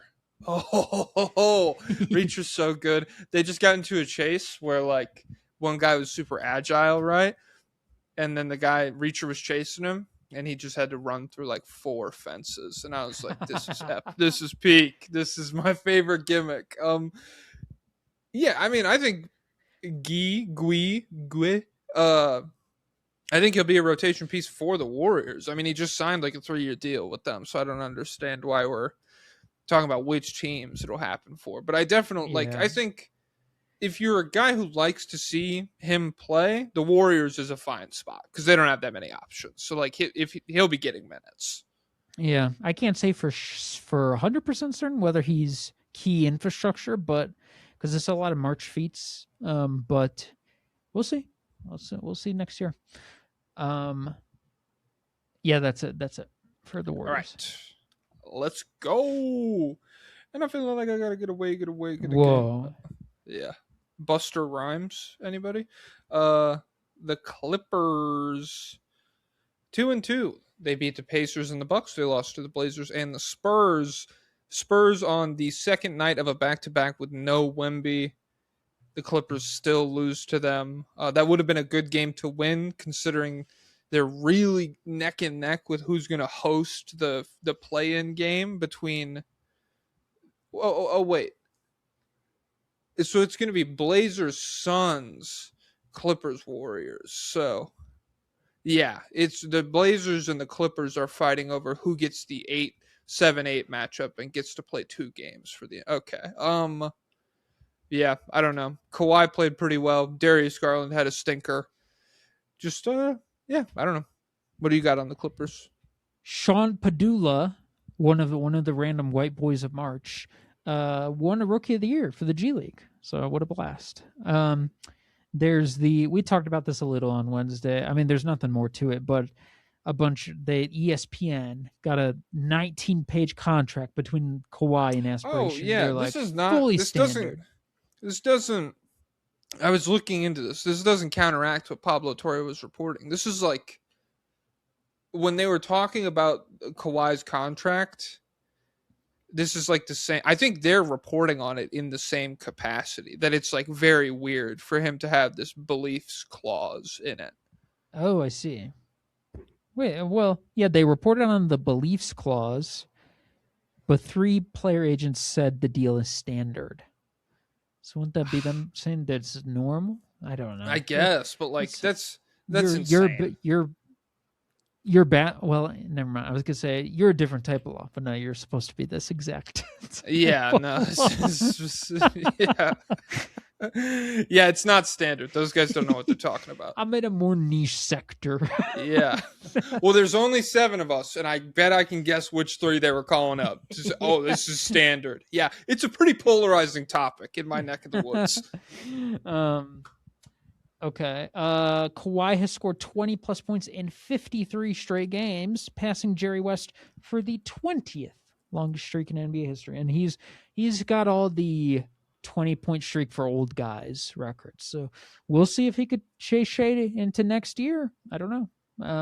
And then the last thing is Mathurin in his last 4, 8 free throws, 0 free throws, 14 free throws, 15 free throws. So he's a very bizarre player. Like you never see bench players with it. That's usually the path for him. This is the freaking superstar differentiator, but it's not for him, I suppose. I wonder if he could get to like a Levine level one day. Maybe. Let's see. Is there any Clippers? Yes, from Tobias. Hello, Sir Jack and Pablo. First-time lobbyist. I would like to know your thoughts on the Kawhi contract situation and what could potentially happen this offseason with the possibility of it being voided. He just doesn't seem like he would want to move away. Luka, Reeves, and Claw? I don't know, because I'm very skeptical that Adam Silver would do anything meaningful. But if he does something, I do buy into the idea that he would punish the player and not the team or the owner. So if he does void the contract, he's very into. Yeah, it was very important for him to be as close to home as possible. So I suppose he could. But and I also wonder, we'll have to see what kind of restrictions come with signing Kawhi. Like, is there going to be a suspension as well? And is he going to be allowed to just get another max contract right away, or is he going to be forced to sign on some kind of exception or minimum or something? So we don't have enough concrete details yet to say what'll happen, but I suppose the Lakers could definitely be in play. I saw something about LeBron joining Kawhi on the Clippers, but also I don't know if that was an April Fool's thing or not. Yeah. I think Lakers or Warriors makes sense if he wants to stay. I mean, the Warriors aren't that far. It's like a couple hours drive, I think, 4. Well, who's closer? Is Sacramento above San Francisco or below it? Sacramento's actually underwater. What? Yeah, dude. That's what the beam is. It's their lighthouse. It's cool, dude. They've repurposed it. Yeah, no. I don't know shit about the geography of California, and I'm not looking it up. Let's do the next. I think Lakers or Warriors would be fine, but it's whatever. Is that the only request? Yeah. All right. 43 minutes. The Trailblazers. Oh, I got a lot for these guys. 3-1, 31, my dumbass. 3-1 over their last 4. They beat the Pelicans and the Clippers and the Wizards. They lost to the Mavericks. They're 8-2 over their last 10 games. And in those 10 games, you know who's hooping? Who? Freaking Tumani Kamara, dude. Yeah. 17 points per game. Oh, wait. I don't know what he is. Please tell me. You know he set a record. Yeah, record for freaking handsomest guy to ever lead the league in charges drawn. He's the most offensive fouls drawn ever in a season. So this is from Dick's. More than Wilt, dude, or were we just not tracking? Well, this is from Dick's 20345 on their subreddit, and they said Brooke mentioned it in the post-game interview, and that's Brooke Olzeldam, or whatever their reporter is. I thought it was Brooke Lopez. No, because, yeah. Tumani, I cannot even go nearly as low as Brooke Lopez voices. They mentioned it in the post-game interview, so he had to confirm. With 100 offensive fouls drawn on the season, Tumani has set the all-time record, beating out Blazers legend Anderson Varejao, who had 99 in 06-07. So... And Okay. they said it's very hard to pull a total list of seasons.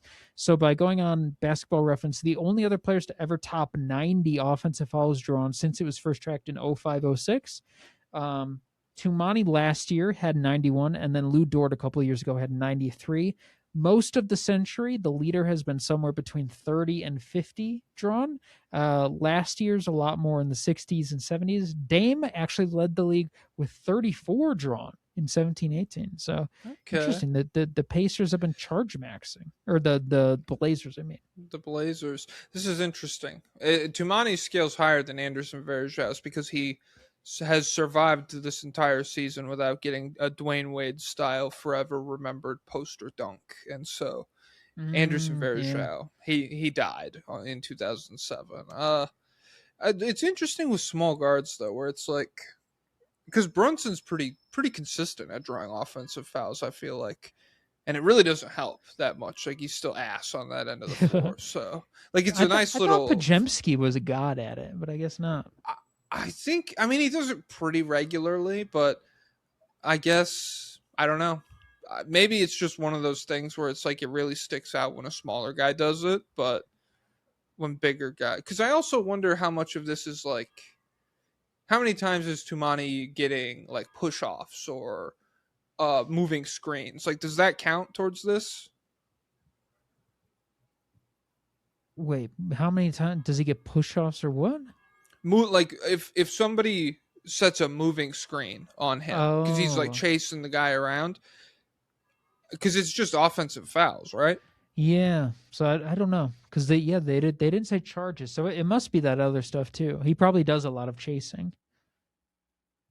Yeah. Last 10 games, he's 17 points, 4 rebounds, 2 stocks, 74% true shooting, 50% from 3 on 7 attempts a game. His season 3-point percentage over the last 60 games. Oh wait, no, his season 3-point percentage is 37%.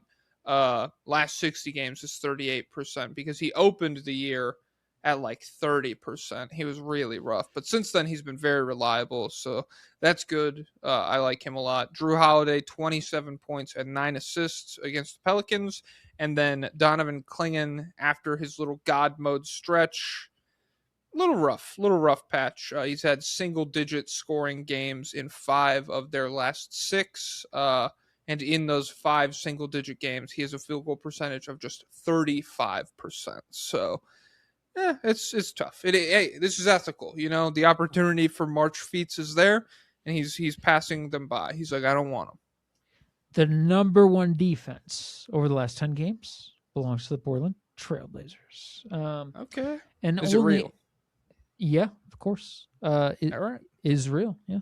Only one team has beaten all 6 of the Thunder, Spurs, Lakers, Nuggets, Rockets, and Timberwolves at least once this season. That team, the Portland Trailblazers. But wow, I forgot the loss to the Blazers is what really started to like. Oh wait, no, I think the Blazers were just the first loss the Thunder had this season. It was very weird. Yeah.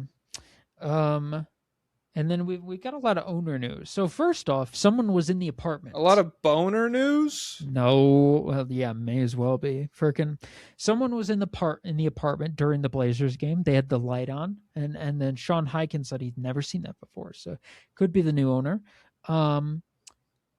Oh yeah, before the new owner, the Blazers got fined $100,000 for illegal contact with Young Hansen 2 years ago. Oh yeah, before the 2025 NBA draft, it was Mike Schmitz, my goat, and Sergey Olivia have been suspended for a period of time. So the Blazers said when this was brought to our attention, we self-reported, and the team cooperated fully with the investigation. So yeah, I wonder what kind of friggin' contact this was. I'm glad the NBA is on top of this. I mean, this is probably why we haven't gotten a verdict in the aspiration thing, because we've been tracking down leads, tracing a lot of Chinese.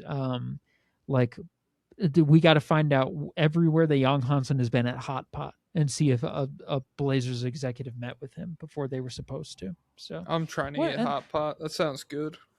What's even the rules? I don't even know. What would be so illegal for just hanging out with Young Hansen before you draft him? I mean, it's not college, so, and he's not. Maybe they were agent. giving him. Maybe they were giving him drugs.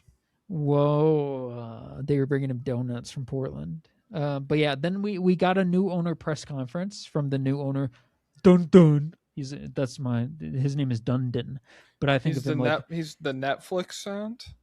he's no, yeah. Dun. I'm thinking like Homer, like do, like just dumb guy sound. Dun Dun. Okay. Dun dun. Okay. Yeah. So he said the front office's status is solid. So Cronin, the GM, and Dwayne Hankins, the president, who I never hear about, so I don't know what kind of decision-making power he has. They're going to be solid, so they're probably not moving off them right away. They will interview other coaches. So Tiago Splitter's still going to be a candidate, but we're going to survey the landscape. So Dundon says that he cannot handle losing.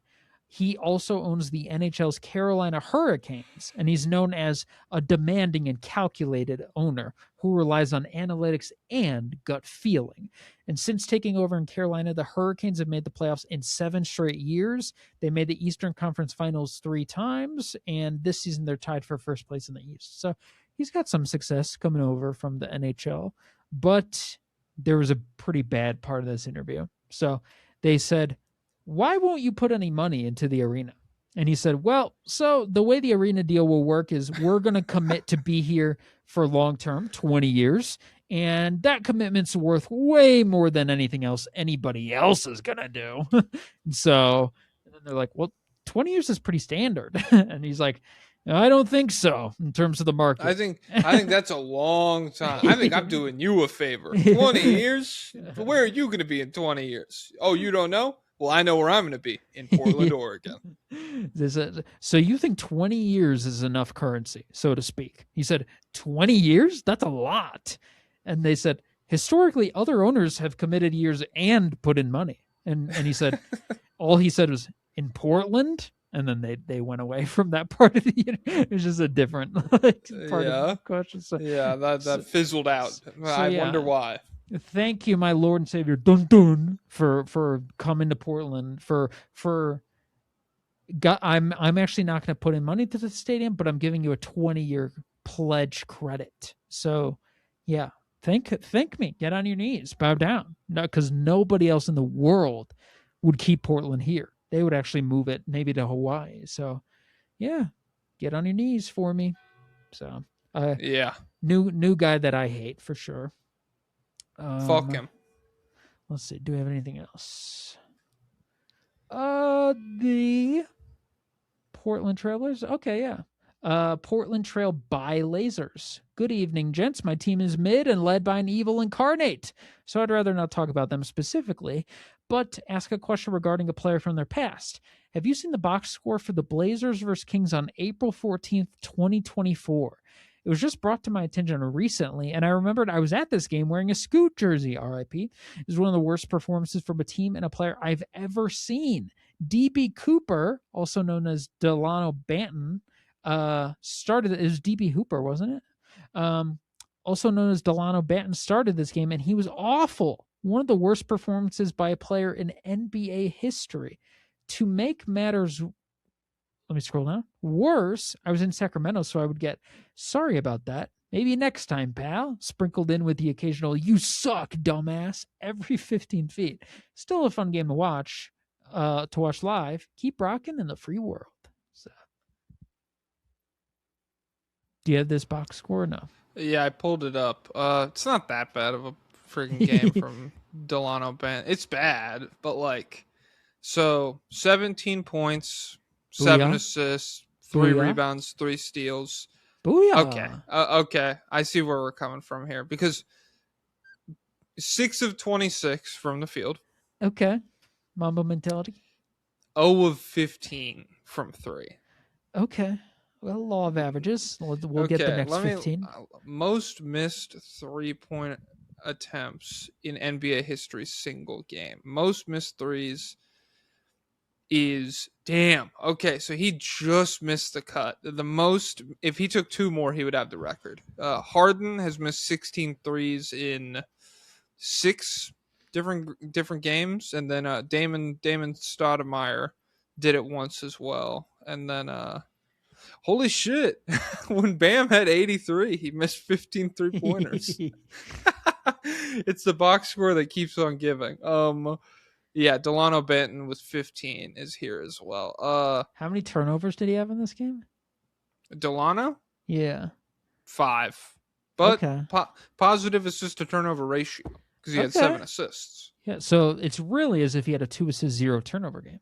Yeah, and then Duop Reith, 14 points, 6 rebounds, 4 stocks on 40% 3-point percentage, 41% from the field. Beast mode. Let's see. Where are we? We're with the Blazers still. Are there any more requests? Yes. Sean. High Republican and Unionist, not a Blazers fan, but very interested in their sell high potential on Dennis' side, as I don't believe in him at all whatsoever as a number 1 or number 2 option on a playoff team, as well as the obvious off-the-court issues. Was dreaming of a Franz for Denny, Time Lord, and Young trade straight up. Which side says no? First, Bill Simmons style. Oh, which side says no first? Bill Simmons style. And would the trade market make the Blazers? And would the trade make the Blazers a contender with Dame and Demon Klingon? Love from the UK and glory to Iran. Okay. So what are they trading Denny for here? We're trading Denny, Robert Williams, and Young for Franz Wagner. Oh, that would be sick. Woo, that would be sick. I think the Magic say no, because I think you can get a better deal than that if you just call around. Like, I don't think they're gonna Nico Harrison a Franz Wagner sweepstakes. But yeah, I mean, I think the Blazers definitely get better. I feel like. Yeah, probably won't happen, but there's the evil ownership group there that'd be willing. So I do think purely basketball-wise, scaled down Denny can be a positive. It could be a good player, but yeah, I feel like, and then also the DeVos family, they probably see Dun his phone come up on their screen, and they're like, "Oh, my villain friend, I'll take this call," and so they have an in. And then Pulpatrix. What's up, Cole and Hart? First of all, I just started watching True Detective, and this shit is peak. It's crazy McConaughey went from this to basically just doing Uber Eats ads and telling the world how to make the best tuna salad. Anyway, I really have no motivation to watch this team's games, but they've actually been doing well recently. Pablo, as a Bulls fan, please give me some cope for how to deal with teams like this and any reasons to be excited for a future. Love the pod. I don't have that for you. I don't engage with my team anymore. So there's no hope. Just out of sight, out of mind. Find other things to be interested in. There you have maybe your owner is not as stupid as mine. I hope so, but probably not. He's got an even worse name. Dun dun. Yeah, dun dun. At least Arturus. You can shorten it to Art. Skip season 2 of True Detective. Season 3 is also banger. Just watch season 1 and then be done. Season 4 falls off, but it's fun to watch at the beginning. Season 1 into Mad Men. That's what you should be doing. But he's gonna want detective vibes. Mad Men season 1 is detective vibes. No way, it's as dark. It's darker. What, dude? Yeah, the guy in Mad Men season 1, they walk into the boardroom meeting, and it's like, "Hello, it's me, the Dark Yellow King." And then, whoa. Yeah. I'm burnt orange king. I'm burnt orange, and I sell tobacco. Tobacco. All right. Tobacco. 40 or 50, 59. The Suns they're 2-2. They beat the Grizzlies and the Jazz, lost to the Magic and the Hornets. Dylan Brooks, first 2 games back, 22 total points scored, 5 of 17 on 2s, so that's not great. Jalen Green March, maybe back on. We get it sometimes. A little bit. Have you seen, there's an Instagram Reels that I keep getting where it's a guy recording a woman at a stove, and he goes, bitch can't afford McDonald's, so she's making at home, and she just starts yelling at him, no, my broke ass husband can't afford McDonald's. And then he turns it around on himself and he has like $15 and he goes, we got some money. That's kind of what it sounds like. Jalen Green, so here's the list of players in franchise history with 30 plus points in 22 minutes or less. Jalen Green, that's it. Holy that's shit. The freaking list. But that was against Utah a little while ago. Here's the freaking list of people in franchise history with at least 408 made 3-pointers. Colin Gillespie. Whoa, okay. We got some history breaking here. On more history. Well, not really history, but against Memphis, Devin Booker. No, it's Devin Booker, dude. Devin Booker had the most points this season with no free throws, 36 against Memphis. So the most ethical scoring game. Jamal Murray had 50 once. Whoa, okay. Amari made the Hall of Fame. I'd glaze more, but he's a Zionist, so that's disappointing. He's not that good. He's better than Duncan, but not in character. Oh my god. We're gonna kill you. I got something for you. I'm gonna lock you in a room with no windows and just Arturos Karnisovas, and you're gonna have a conversation with him for 20 years. No, it'd be like if you put a tree in there with me. That's what that would be like. Yeah, you'd be driven insane to the point of talking to a tree. That's what I'm talking about. I'd carve him out. You're tied up. I'd carve him into a boat. I got you in the Clockwork Orange chair. The best rim defensive field goal percentage, DFG percent, post All-Star break this season, freaking Kaman Mawatch, number 1, 35%, minimum 50 attempts. So I would assume he's probably like only contested like 50 shots and everyone else has contested 5,000. Once you hit a nice round number like that, you can start saying minimum blank attempts. Well, here's the rest of the list. He's number 1. Right. Jarrett Allen, Adem Bona, 400 contested shots or whatever. Klingon, Paul Reed, the Kalkbrenner, Time Lord, Brooke Lopez, Wemby, Chet Holmgren. So this is a list of all the league's premier defenders. I bet all of those guys were playing basketball 6 years ago. Luka will miss the remainder of the regular season, and his status is uncertain beyond that. Has he hit 65? No. Oh, we need to. Okay, we'll save it. I'll type. It'll be at the top of my Lakers notes. Okay. Okay, Luka. But also, come on. He's only played 3 minutes his last 2 games. So freaking Jordan Ott is Jordan Opp. Jordan Opps. He had 2 blocks against Orlando. Can't keep him down. This is literally the reverse Bryce, dude. Is like the second he gets on the floor, he's too productive. Although the Suns are trying to win games, so it doesn't even make sense. God. Okay. Yeah, that's all I got for them. Let's see for the Phoenix Suns. We have one from Ren Pem. Good evening, Grace and Rocky. As of typing this lobbyist request, we're getting pummeled by the Hornets. It seems like the light is starting to fade over this past month, which was expected with the squad being so goddamn small. It was a fun season overall with no expectations. Question is, how can we manage Booker in the next few seasons? Either by opening the vault to free agents or outright trading him, given the best offer on the table. Toodles.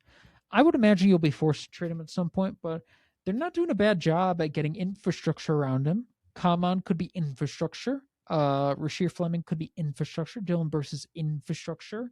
Maybe there's a positive outcome of Jalen Green in here, like just as a dynamic volume scorer for them. I don't know, but there we have Oso Ighodaro. Colin Gillespie's so small, but he's infrastructure in the regular season and he's cheap. Who else is here? So, who did you name already? I'm looking at their draft picks right now. I'm thinking there's one of 2 paths. A, they do end up having to trade Booker. B, he's happy just being in Phoenix. He'll be 34 by the time they own their draft picks again. Oh, brother. So 34, it's not what it used to be. It's not the end of the road, but I certainly don't think he'll be like all NBA level by that point. So if you want to just keep like doing this, if he wants to, I think they could. But if I'm Phoenix, I just don't really know if that's like. Oh, Grayson Allen. Although there was some rumors that Cam Johnson's preferred trade destination this offseason would be back to the Phoenix Suns. Whoa, okay. If they're going to like salary dump him to try and keep Peyton Watson, the Nuggets. Let's get the gang back together. Chris Paul's free, and then Miguel Bridges is. They don't want him. They don't want him. Screw him. Yeah. But yeah, I mean, you could either Devin Booker max and probably just get middling Western Conference teams, unless you get a miracle in the second round or something, or maybe Common becomes Tyson Chandler. Is that even good enough still? Probably not. I don't know, but or most likely you trade him, but I don't know when that'll be. But you're living it up now, so screw the Suns. Screw the Suns. The Timberwolves. 2-2. They beat the Mavericks and the Rockets. They lost to the Pistons twice. Anthony Edwards eliminated. We killed from him, all ladies and NBA. gentlemen. We killed him. Ladies and gentlemen, I would like to report that Osama bin Laden has been compromised Tell a by pilot. our armed forces to a permanent end. We sent him back to the Stone Age. Yeah, where he belongs. What the heck? Are you guys? I think our president might be racist, guys. And we don't even need him because we have freaking Io putting up. Well, we do need him because they lost to the Pistons twice, but win over the Mavs was cool. The Ewing Theory Pistons, so the Pooing Theory Pistons. Okay. I would assume a triple-double against the Mavericks. That was cool. Bones Highland, he had 23 against the Celtics, and since then is averaging 8 points per game and shooting 18% from three. That's not ideal for his play style. And then the 2 games against the Pistons, so they got that crazy comeback win over the Rockets, and that really should have given them some wiggle room in the standings, but then they lost back-to-back games against the Pistons where they only scored 87 points in the first game, and then in the second game they were up 1 headed into the fourth quarter, and they shot 2 of 8 from 3 as a team and had 7 turnovers. So even though Io and Randall had 20 points combined in the fourth quarter, it just didn't really matter. They choked. Danish Jenkins fucking hammer. Well, they had no McDaniels, I believe. I think the last time he played was in that Rockets game. So they got Danish Jenkins. We don't got Jaden McDaniels. Yeah, we can't shut him down. So Jaden McDaniels is considered week to week with a bone bruise and left knee tendinopathy. So that's pretty bad news. I don't know if he's going to be healthy even for the playoffs, and so that's a big blow for. They've been healthy all year long, and now right at the buzzer we get tendinopathy. Yeah. What about tender topping me? Okay. So Can we do anything with that? Jaden Ivey. No, Jaden Ivey. He was like, we're both homophobic, me and Anthony Edwards. Remember, both of us, we both think the same way. And when did he say that? He was comparing himself to Anthony Edwards on the podcast that he went on, and he's like, he's said bad things about LGBTQ. Also, did he get released? No, because he's the best player. Ivey. In my mind, we're still talking about McDaniels here. No, and so I was like, whoa. I mean, yeah, Jaden Ivey. Is this an insane bad point? Yeah, a little bit, because he wasn't in the locker room. Well, maybe they are in the locker room, and the locker room's just kind of united on this one issue. Like they're asking reporters, "Hey, what's up?"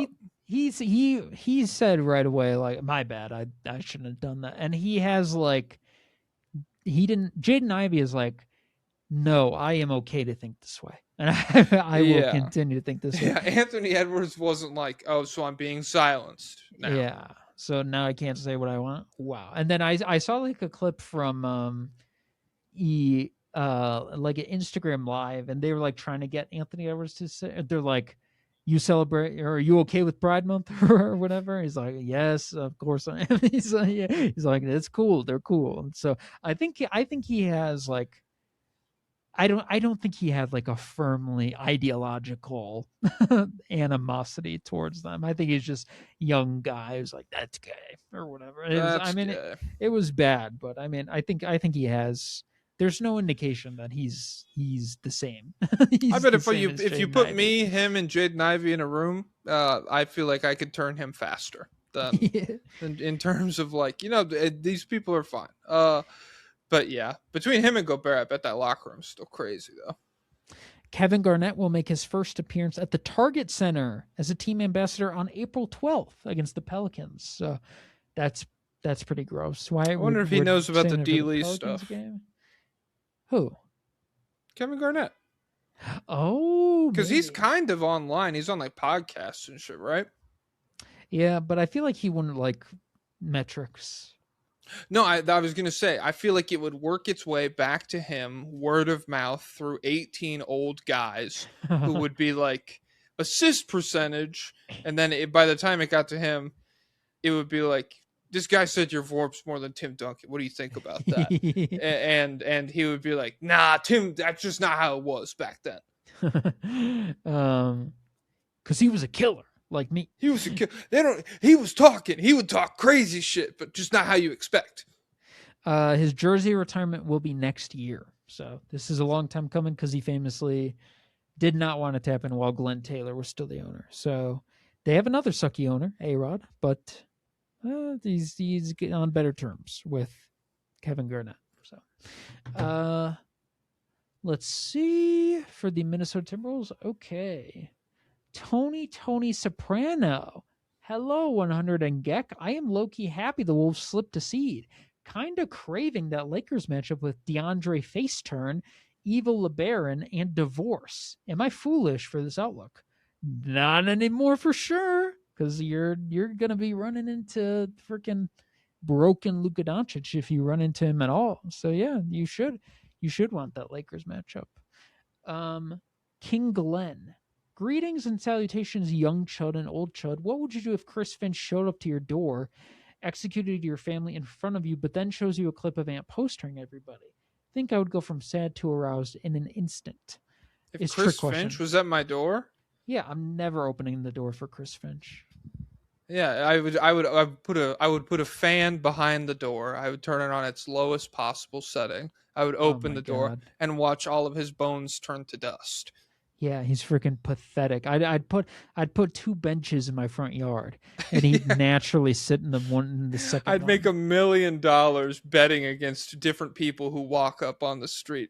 It was step right up. Which bench do you think he'll sit on? And everyone will be like, well, obviously the first one. It's closer. And then, nope. Gav. Hi, Stone and Age. I think it's time we revisit the Scotty Barnes to Wolves concept. This timeline is over. No disrespect to GRIZZLIES, but he's just not the long-term sidekick. The Raptors are in personnel purgatory, and it could be time to shake things up. It's definitely not unrealistic, but it's probably unlikely. Thoughts? Also, Dave Portnoy might be visiting my workplace this weekend. Do I take one for the team? Yes, I will leave my subscription running. Farewell, Gav. Oh, interesting. No. If you're giving up your life, he's nowhere near a priority target. Yeah. It would be funny, but no. And it would only be funny in Minecraft. Yeah, Scotty Barnes to Minnesota is tough because it's just like Minnesota has nothing to offer. Like this is very much one of those things where like both of those guys play really well all of next season, and then a Minnesota fan will be like, I mean, I know it's unlikely, but like, is there any world where like Io and Dante DiVincenzo and Randall and whatever first they can get from a third party team can get them Scotty Barnes? No, it's not happening. But Baron J. The fit would be cool because I just don't want Scotty. No more. Scotty 17 points per game. That's the most I ever want from him. Okay. That's it for the Timberwolves. All right.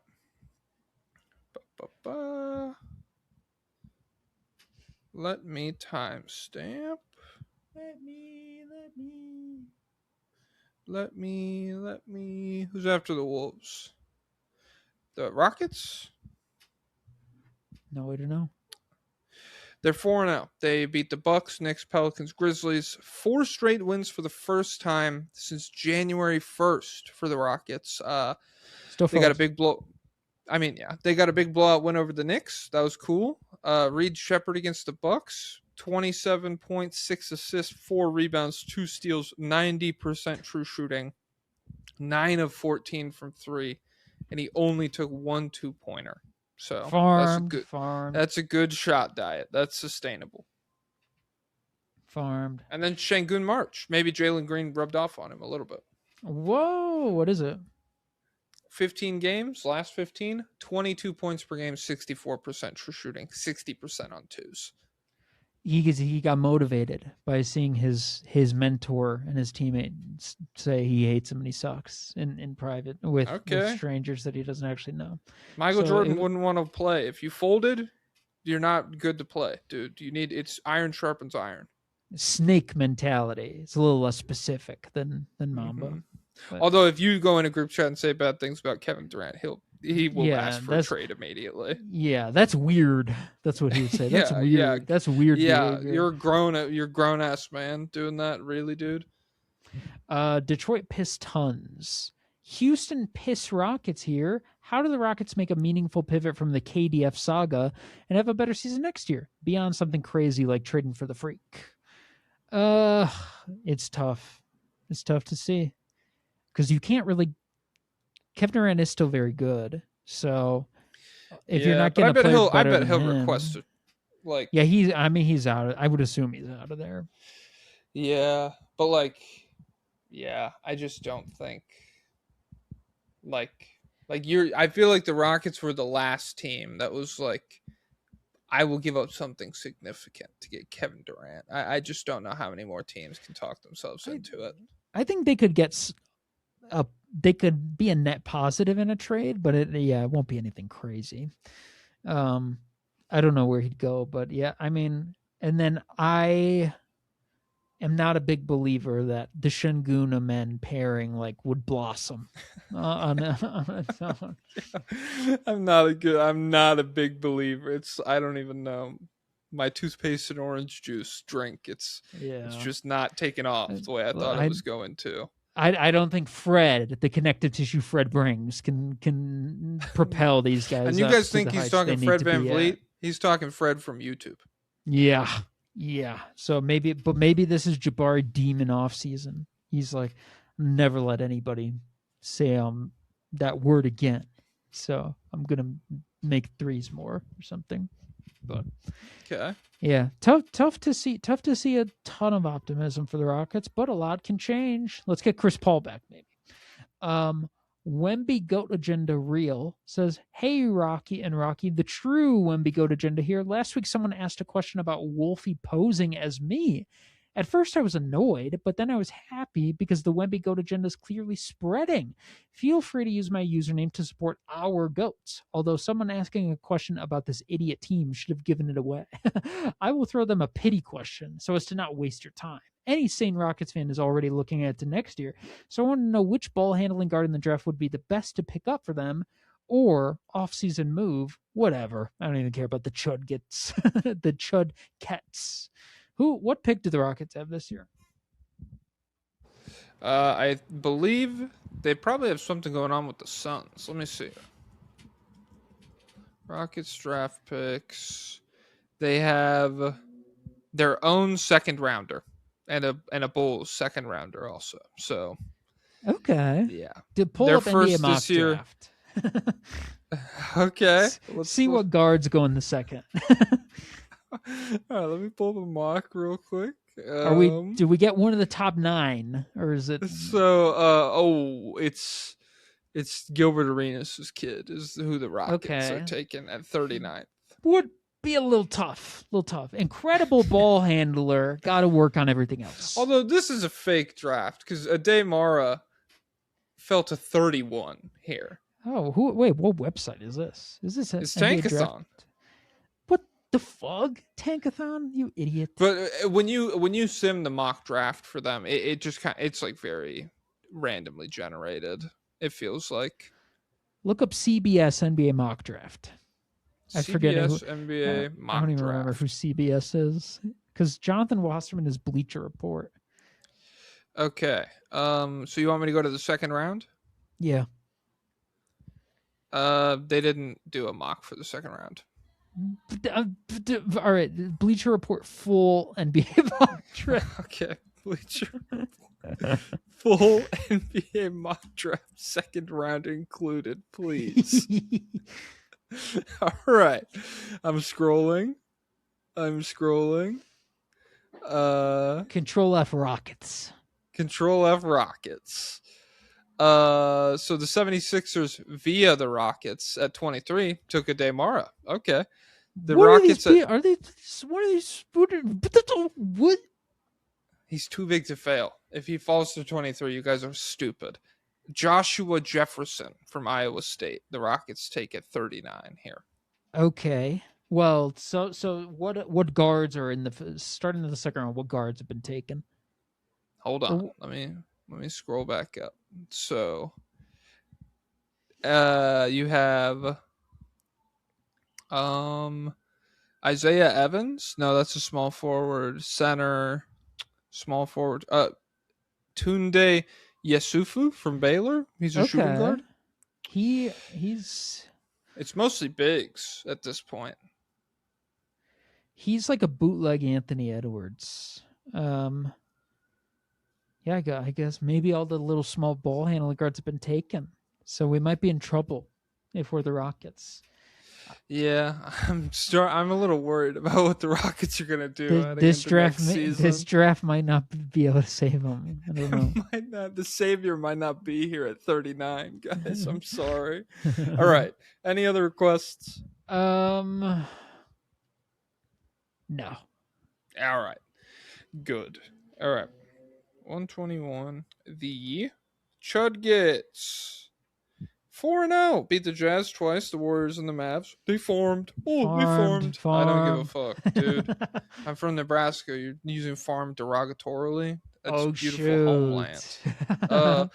7-game win streak. We homesteaded. Yeah, we pioneered. 7-game win streak of mostly bums, but they've gotten to farm stats and win clutch games, so that's made me happy. Jamal Murray 35 on 75% true shooting over the last 4 games. Cam Johnson almost 20 points in yet another game. Since the Oklahoma City game where he said he needed to be more decisive, he's had at least 17 points in 6 of their last 12 games. The anti-Sean Kingston. He's only had 20 once. How is that? He's not going to kill himself? He's decisive. Wait, no. Sean Kingston was talking about another woman who's indecisive. Okay, never mind. Yeah. He's the anti-Sean Kingston team. Girl, yeah. Sean Kingston would have written a very different song if it was Cam Johnson based. He's very decisive. He can decide. He keeps on looking just straight ahead. Okay. They needed to be rescued from the clutches of Bryce Sensabaugh when they played the Jazz. They had to have Will Fraudy step in. So that was crazy. Yeah, I don't know. Other than that, they've been playing good. The Denver Chudgets. Let's see. All right, we got a few. Delon Plight. If you take out the first 2 months of the season, has Jamal Murray been the best player on the Nuggets? Hashtag Big Joke watched. Big Joke. Wait, Jokic. Big Yoke washed. Hashtag 4th in a 2-horse race. That's crazy. Fuck you. First of all, well, we'll get to it in the Lakers thing. I don't know. No, he has Jamal Murray's been good, but he hasn't been as good as Jokic. 4th in a 2-horse race is crazy. Wait, who are they? Oh yeah, okay.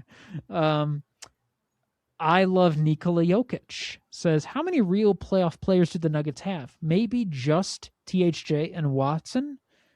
What does he mean? Yeah, so he must mean bench, like rotation. Yeah. Hard to trust Jones, Strother, or Valanciunas in a serious series. Feels like a repeat of the past 2 years, and our best shot at a second-round ring got wasted by Calvin Booth's idiotic attempt to build through the draft and his satanic regime. I trust Spencer Jones. But yeah, other than that, and Peyton Watson is week to week with a hamstring injury. I forgot that it's not in my notes because that just dropped right before we started recording. But yeah, not a ton of depth. Not It's looking better good. than last year, no? Well, yeah, because last year they barely even had like a starting lineup. They had like 3 guys fully healthy, and so Bruce yeah. Brown? Is he counted on for anything? I mean, I'm fine with him being out there, but like he's gonna miss very important threes, and so it's tough. Well, he's more of a if we get him on the short roll, that's when he really Yeah, that's where he I'm comes alive. always saying I want my 6'4" guy on the short roll. Well, that's how we used him in Brooklyn, and remember that was one of the best offenses ever. Yeah, no, it's good. That's OKC's not ready for that because they're always like Caruso, kill Jokic, big guy close to the rim. When it's a small guy close to the rim, they're not going to know what to do. Yeah. So, and then let's see. Well, I'll just read this one real quick. The Jamal. Oh, I can't read your full name because there's been an error in the spreadsheet, but it says the Jamal Murray of Pob. So maybe it's there's no way actually to know what he's saying. But I want you to put the word out that we're slightly back. So epic. And then Jokic Joestar Jr. says, "Can you guys end my misery? I'm starting to feel hope about this Chud team." Don't. This is a fake win streak against terrible teams, most of whom are trying to lose. But yeah, no, just don't. It's nice that the Wolves have gone away from we won't play the Wolves in the first round. That's nice. But oh wait, what is it right now? Rockets Nuggets right now. Beast mode. And I mean, if you're the Wolves and you can play Lakers with no Luka in the 3-6 matchup, like I feel like the Nuggets and the Wolves should both want to stay where they are right now, where Nuggets get the Rockets first round, and then the Wolves get the Lakers in the first round with no Luka. Would it be worse for you if Şengün just has a miracle series and like locks up Jokic? I was thinking about this. That won't be bad for me because it'll just be over. Like that at that point, it'll just very fully be like, he had a good run, but all this stuff about him retiring early. Go ahead, dude. Walk off into the sunset. Could we get Franz, Anthony Black, and De Silva for him? Maybe. I don't know. There will be a lot of offers for Franz if he goes up on the trade block. Okay. Let me timestamp 127. The Lakers. Okay, so we have a lot of news about the Lakers. They're 3-1 in their last 4. None of them matter except for the Thunder game where they got fucking nuked. They were down like 30. Did you watch it? I did. I didn't realize it was on, and by the time I freaking turned it on, they were down by 20. I was like, "All right, I'm gonna take a shower. I'll come back after halftime." We'll see if they come out at halftime with a little bit more pep in their step. What happened? Yeah. They just got blitzed to start. 14 first quarter points for one Luka'S Dort was very hard, and they want to trade this guy. Come on. Yeah, it's really annoying because it's like. I think like the Thunder just beat the shit out of them anyways, probably. But like I was kind of excited to be like, oh, a good matchup. Maybe these teams can play. Like this is exciting. And then he just ruins it. It's like was it all just open threes or what? I mean, yeah, it was just like they're like doing the game plan or whatever. And so 14 in the first for Lu Dort kind of blew it open. They never looked back.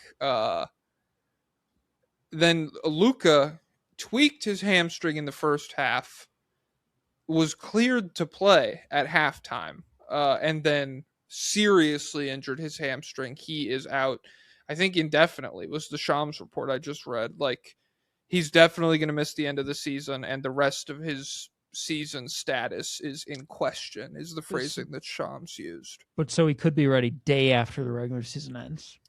Well, I don't give a fuck about that. He's probably not going to be 100% in the playoffs. But he missed 2 games this season for the birth of his child. Idiot. Dumbass. He can apply for there's like some exception built into the No new games way, requirement thing dude. where it's like if you play 62 games and you have a season-ending injury, or I think maybe that's separate. I think there's one where if you have a season-ending injury and you play 62 games, you technically still qualify, but the season-ending injury would have to keep him out through like the end of May. It would need to be like very serious, and I he'll don't know. Force his way back, I bet. Yeah. But then I think the birth of his child exception. I think they can do that, and he'll still make All NBA. I think he'll have to apply for it. What is he at right now? For Right games now? played, yeah. So last night he did hit 20 minutes. Correct? Okay, yeah. So he did. He is at 64 games played. Oh right my now. god, they better not give him that garbage. I hope not, because I'm rooting for the dumb shit, you know. Like, yeah, that's really. Cade was never gonna make first team, and I guess maybe Anthony Edwards could have, Would but Cade not? Well, I guess Wemby, Jokic, Shea, Luka. Wemby, Jokic, Shea, Cade. Okay, I mean, in my I think brain, he could have made it. yeah. I guess it probably would have been one of Cade or Anthony Edwards. Yeah, I think it would have been. So, but regardless, this is 3 top 10 players who don't make the cut if Luka doesn't get this exception or whatever. Hey, and then one more's in jeopardy. We'll get to him. Who? Freaking Wemby missed another. Yeah, but he's playing tomorrow against the Nuggets. We got that confirmed. So yeah, I don't know. Like, that's really the story with the Lakers, is that Luka's hurt and their season is very possibly just over at this point. We got some more reports that they're going to aggressively pursue Peyton Watson and Tari Eason. That'll fix it. Actually, that is unironic. Those are the guys you want around Luka. I would rather have Tari at this point. I think it just feels like a safer. Could we not get both? Because Tari shouldn't be that expensive. He's freaking shot his way out of. I don't know, because maybe they can, but I think Peyton Watson will probably be pretty expensive. Yeah. But regardless, they'll really go after both of those. And then yeah, the only other thing I wrote down, it's like I was thinking about it because there was so much like Luka MVP buzz coming into this game that it was like somehow it was framed as like, this is really going to move the race or whatever. I cannot imagine. Like, what if a Luka-led team did to the Thunder what the Spurs have done to them this year? Like, where it's just like 4 straight blowout wins, or some of them were in the clutch or whatever, but like, yeah, just like very much owned the matchup. I feel like that would like move the odds so much. It's like Trump saying, "We're ending the war tomorrow, so put the prices down, put the stock market up." Just got off the phone with Mr. Iran, so you're gonna want to boost that money up, and then but yeah, I don't know. I feel like I've been hating on Luka a lot lately. I don't hate Luka. I just think like, but the Lakers fans are so angry these days. Like, if you don't think they're a real contender, they're like, obviously you're not watching. Yeah. No, brother, it's March.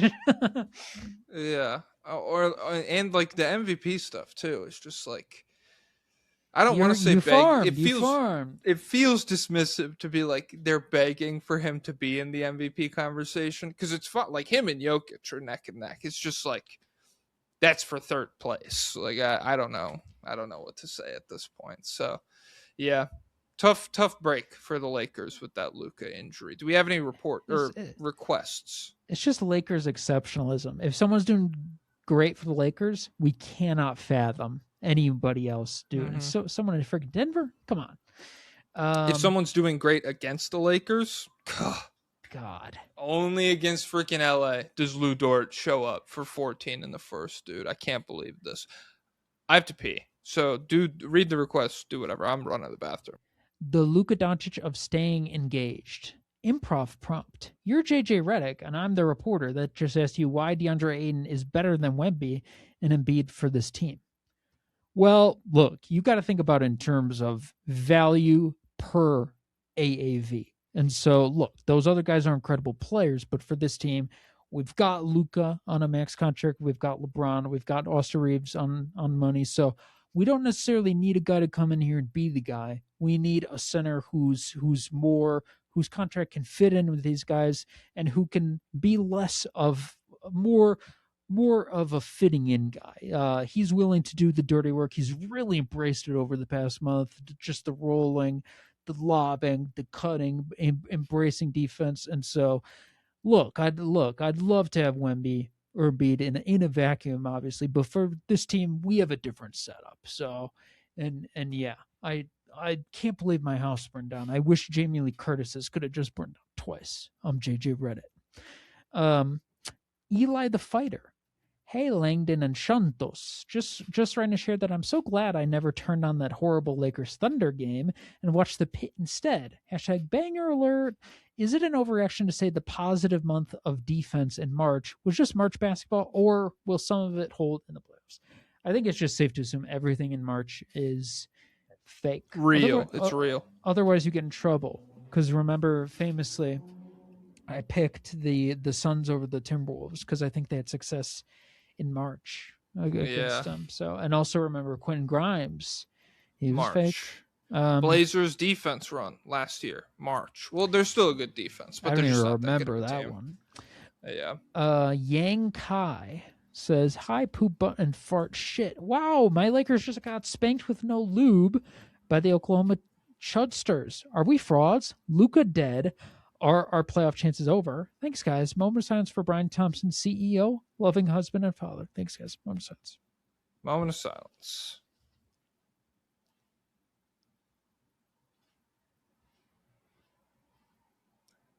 Okay. Yeah, you guys are done, so. And then yeah, that was 3. Oh shoot. Okay. Well, wait. Damn. Actually, I will read this one from Joe Anella. Hello, Chud and Chud. My glorious Los Angeles Lakers are the most exciting team in the NBA, and Luka's the greatest player of all time. Y'all are some chuds for writing him off from MVP. I would like you to reconsider your position and realize that Luka is the one true MVP. Wemby is 106th in minutes behind Rui, and Luka's 4th. And he's having one of the greatest offensive seasons ever. His defense has been good too. What else does he have to do? MVP has never been a defensive award. Don't think we don't have to waste our breath on this dude. He's dead. I mean, I was like, it did upset me when he said the minutes thing. I actually got pissed, and then it's like that Boondocks. It's that Boondocks bit where it's like, wait a second, I'm white, and then he just walks away. Yeah, it's like, hey. Fuck, you really had us in a corner there for a second. It sucks that everything went down the way it did. Otherwise, he definitely would have been up there, man. I don't have to think about your words, Magic Man. Yeah, I'm good. Sorry that happened. Yeah, so let's do file it away for the Reddit post in 7 years. You guys realize when Wemby was second in MVP, wasn't even top 100 minutes played.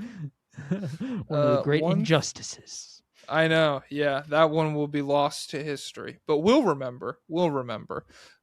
The Spurs, surprise, 4-0. Beat the Clippers, Warriors, Bulls, Bucks. 11-game win streak. They are now 27-2 since February 1st. Wemby, back-to-back 40-point games, 41-18, 3-3 on 80% true shooting against the Warriors, and then 41-16, 4 stocks on 71% true shooting.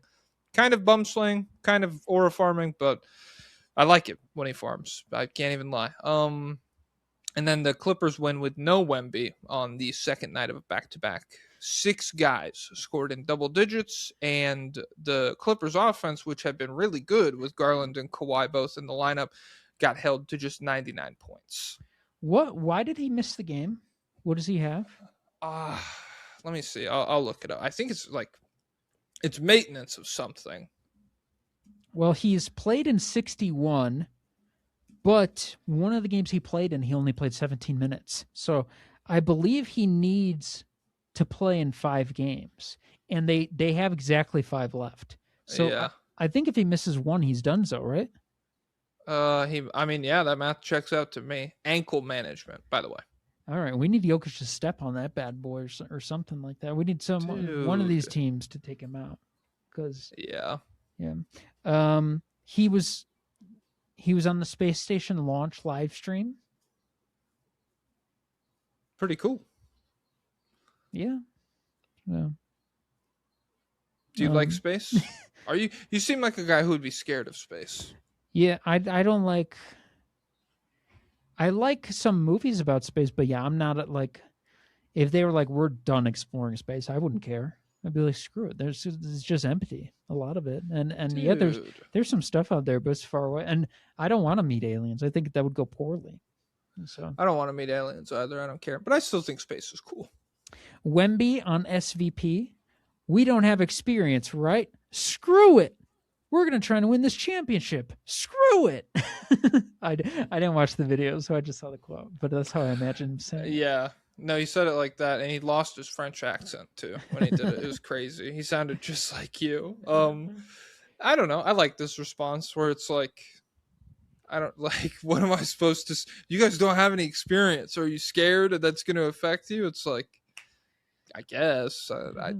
You want me to be like, yeah, I'm fucking terrified. We're going to get outmaneuvered. We're going to get out chess matched. Wemby now has the fourth most 40-point games with 7 by a Spurs player, passing Manu Ginobili. So that's kind of crazy. And then Tim Bontemps did his straw poll. Did you see the results of this? Yeah, it's mostly Shea, right? Despite Wembanyama's late charge, Denver Nuggets center Nikola Jokic's continued otherworldly play, and Luka Doncic coming off a 600-point month, the first in March since Michael Jordan in 1987, Gilgeous-Alexander remains comfortably in front. SGA landed in the top spot of 88 out of 100 ballots, while picking up 9 second and 3 third-place votes for a total of 958 points, 300 clear of Victor Wembanyama. Yeah, so it's over. My hopes got momentarily up, and they've been dashed. So, oh well. Unanimous DPOY though, hopefully. No, I hope he misses out on the awards because it's fine. Who's second in DPOY right now? Joe Mama. I don't know. Oh, maybe Chat. Is he DPOY, played 65? I don't even know. Yeah, he hit it the other day. DPOY Okay. odds NBA. It's Wemby. Yeah, Chet is plus 500. Wemby's minus 600. It goes Chet, Gobert, Scotty Barnes. Swarlos says, hello, Jacques and Pueblo. Medium-time fan, new lobbyist. Glad to be supporting the two wokest white NBA podcasters this side of the Mississippi. My friend has recently been pushing the Dylan Harper 6 Man of the Year agenda to me. And personally, if a Spurs is going to win, it has to be Keldon. Wondering your thoughts. Also, fuck Ice. I don't even know who's at the top of that race. I haven't kept up at all. I think it's Keldon. Jaime Jaquez. What? I've seen Keldon propaganda for it, but I don't know. Well, Keldon did his own propaganda. Oh, he is minus 200 for it right now. It goes Keldon. Dude, what the fuck? This is crazy. It goes Keldon, Jaime Jaquez, Reed Shepherd, Naz Reid, AJ Mitchell. Okay, so I'm gonna have to dig into the numbers on this vaunted race. Yeah, so, I care about this because I'm always thinking about Keldon Johnson and Jaime Jaquez. They're always at the forefront of my mind. Okay, Ripped Beetleman. Hey boys, more and more media members seem to be getting on the train of Wemby being best in the world next season. Do you think this is realistic? It seems a bit too early, perhaps, unless he nukes the playoffs. Also, for Hot Tunes TV China, do you have a European soccer team? You seem to have some level of knowledge. Okay, later, boys. Play my outro music as you finish reading. Ode to the Mets. All right, guys. So pause this and turn that on real quick on your on Spotify. Ode to the Mets. No, I don't have a European soccer team. I haven't played FIFA this year, but I usually play FIFA every year, and I pick a team in the lowest league in the Premier League, and I get them all the way to the Premier League. And so the last team I picked was Bradford. Bradford. So that I'm a Bradford guy through and through, just like Zayn from One Direction. But yeah, Okay. I just vaguely keep up, but I'm very much casual. But yeah, I do believe Wemby could be the GOAT, the best in the world next season. So Yeah, I think so. Ideally, again, funniest possible outcomes. The funniest possible thing is Shea is the best player in the world for like 4 months. Okay, this is from LaMelo is innocent. That kid's foot just did that. Inside me are two wolves. I support the woke MVP agenda, but I also despise the lucky ass Spurs. My Spurs favorite always talks about how they deserve all the picks they moved up for because of the hard times they had to go through. Reminds me of the fuck ass Patriots. Love Drake, May, and Wemby. Fuck the Pats and Spurs. How do I deal with the cognitive dissonance? Thanks. Signed a bitter, lifelong Hornets and Panthers fan. Who's Okay. this? I feel like the Spurs are Oh, I'm less forgetting they're both Charlotte. Yeah. So. Oh, I'm forgetting the Spurs are no Spurs less inherently evil than the Patriots. Do you agree? Yeah, for sure. Because Pop is a Leninist, and then Bill Belichick is a Reaganite. Yeah. Bill Belichick's talking about trickle down shit to his freaking 20-year-old girlfriend or whatever. I don't know. I mean, obviously that's stupid and they're wrong and they didn't deserve those picks. But if it's all in service of Victor Wembanyama, ultimately it had to happen. Yeah, and they're when you want a player to do good, they are a good place to land because they're a stable organization, so they won't run guys into the ground as much. Right. Yeah, it'd be funny if like every other NBA we get like behind the scenes in 20 years, and it's like every other NBA team is like the Spurs are just very normal. They're like, oh, you're tired? Take a break. They invented load management. Yeah, that's true. All right. Screw the Spurs. Screw the Spurs. 146. The Thunder. They are 4-0. Again, they beat the Lakers, Pistons, Knicks, and the Bulls. I wrote 3-1. Nah, they lost to the Celtics, and then they beat the Lakers, Pistons, Knicks, and Bulls. Shoot. Nuked the freaking Lakers. That's all I got written down for them. Shea is a finalist for the Sportsmanship Award, the Joe Dumars Award. And I checked, nobody has ever won MVP and the Sportsmanship Award in the same year. Could he be the first to do it?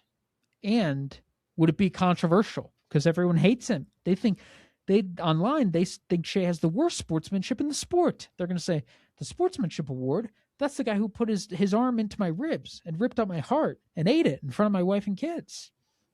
Do you think would that move you if he won both awards in the same year? Shea? Yeah, MVP and the Joe Dumars Sportsmanship Award. The Joe Dumars if you win that award, I get upset.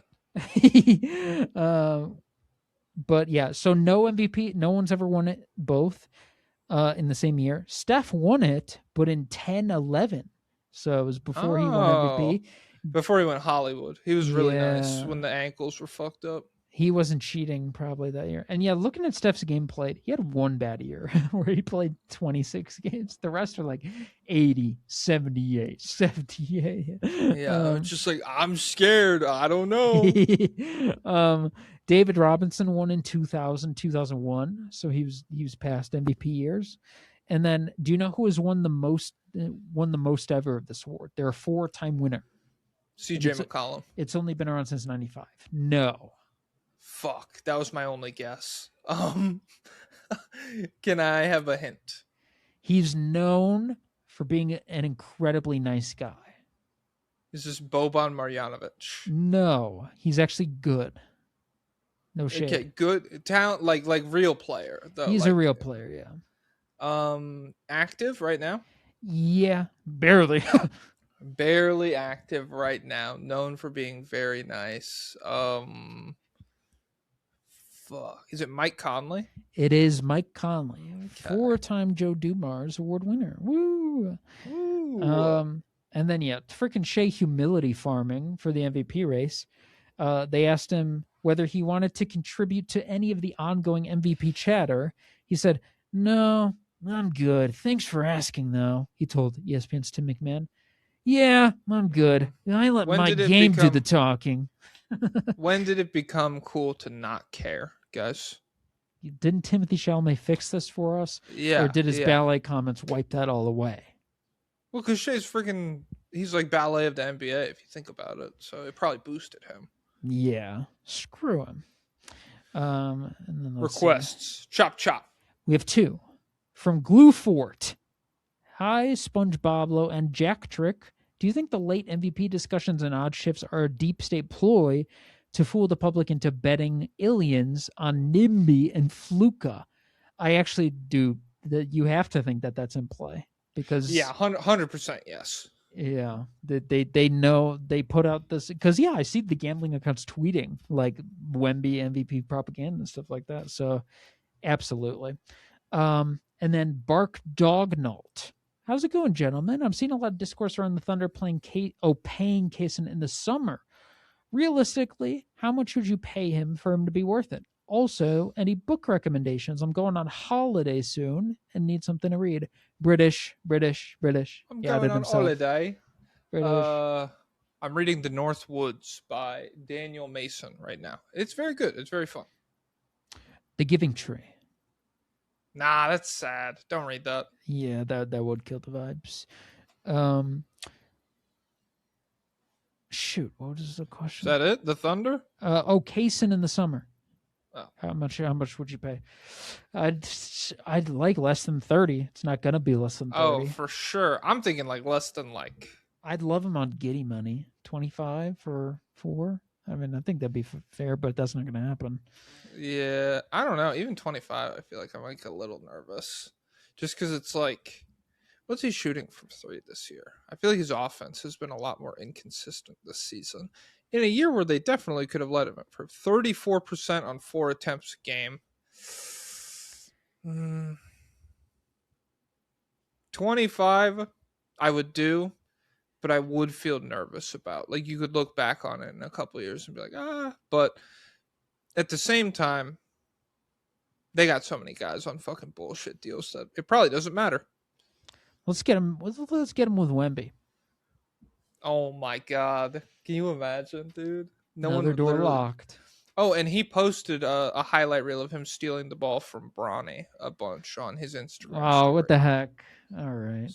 So I don't think he's going to the Lakers anytime soon. That's it. All right. Do you have any final thoughts? Of course not. I've never. Yeah. Me neither. Fuck them. David Robinson, take it away. Up tempo means I'm gonna run you into the ground.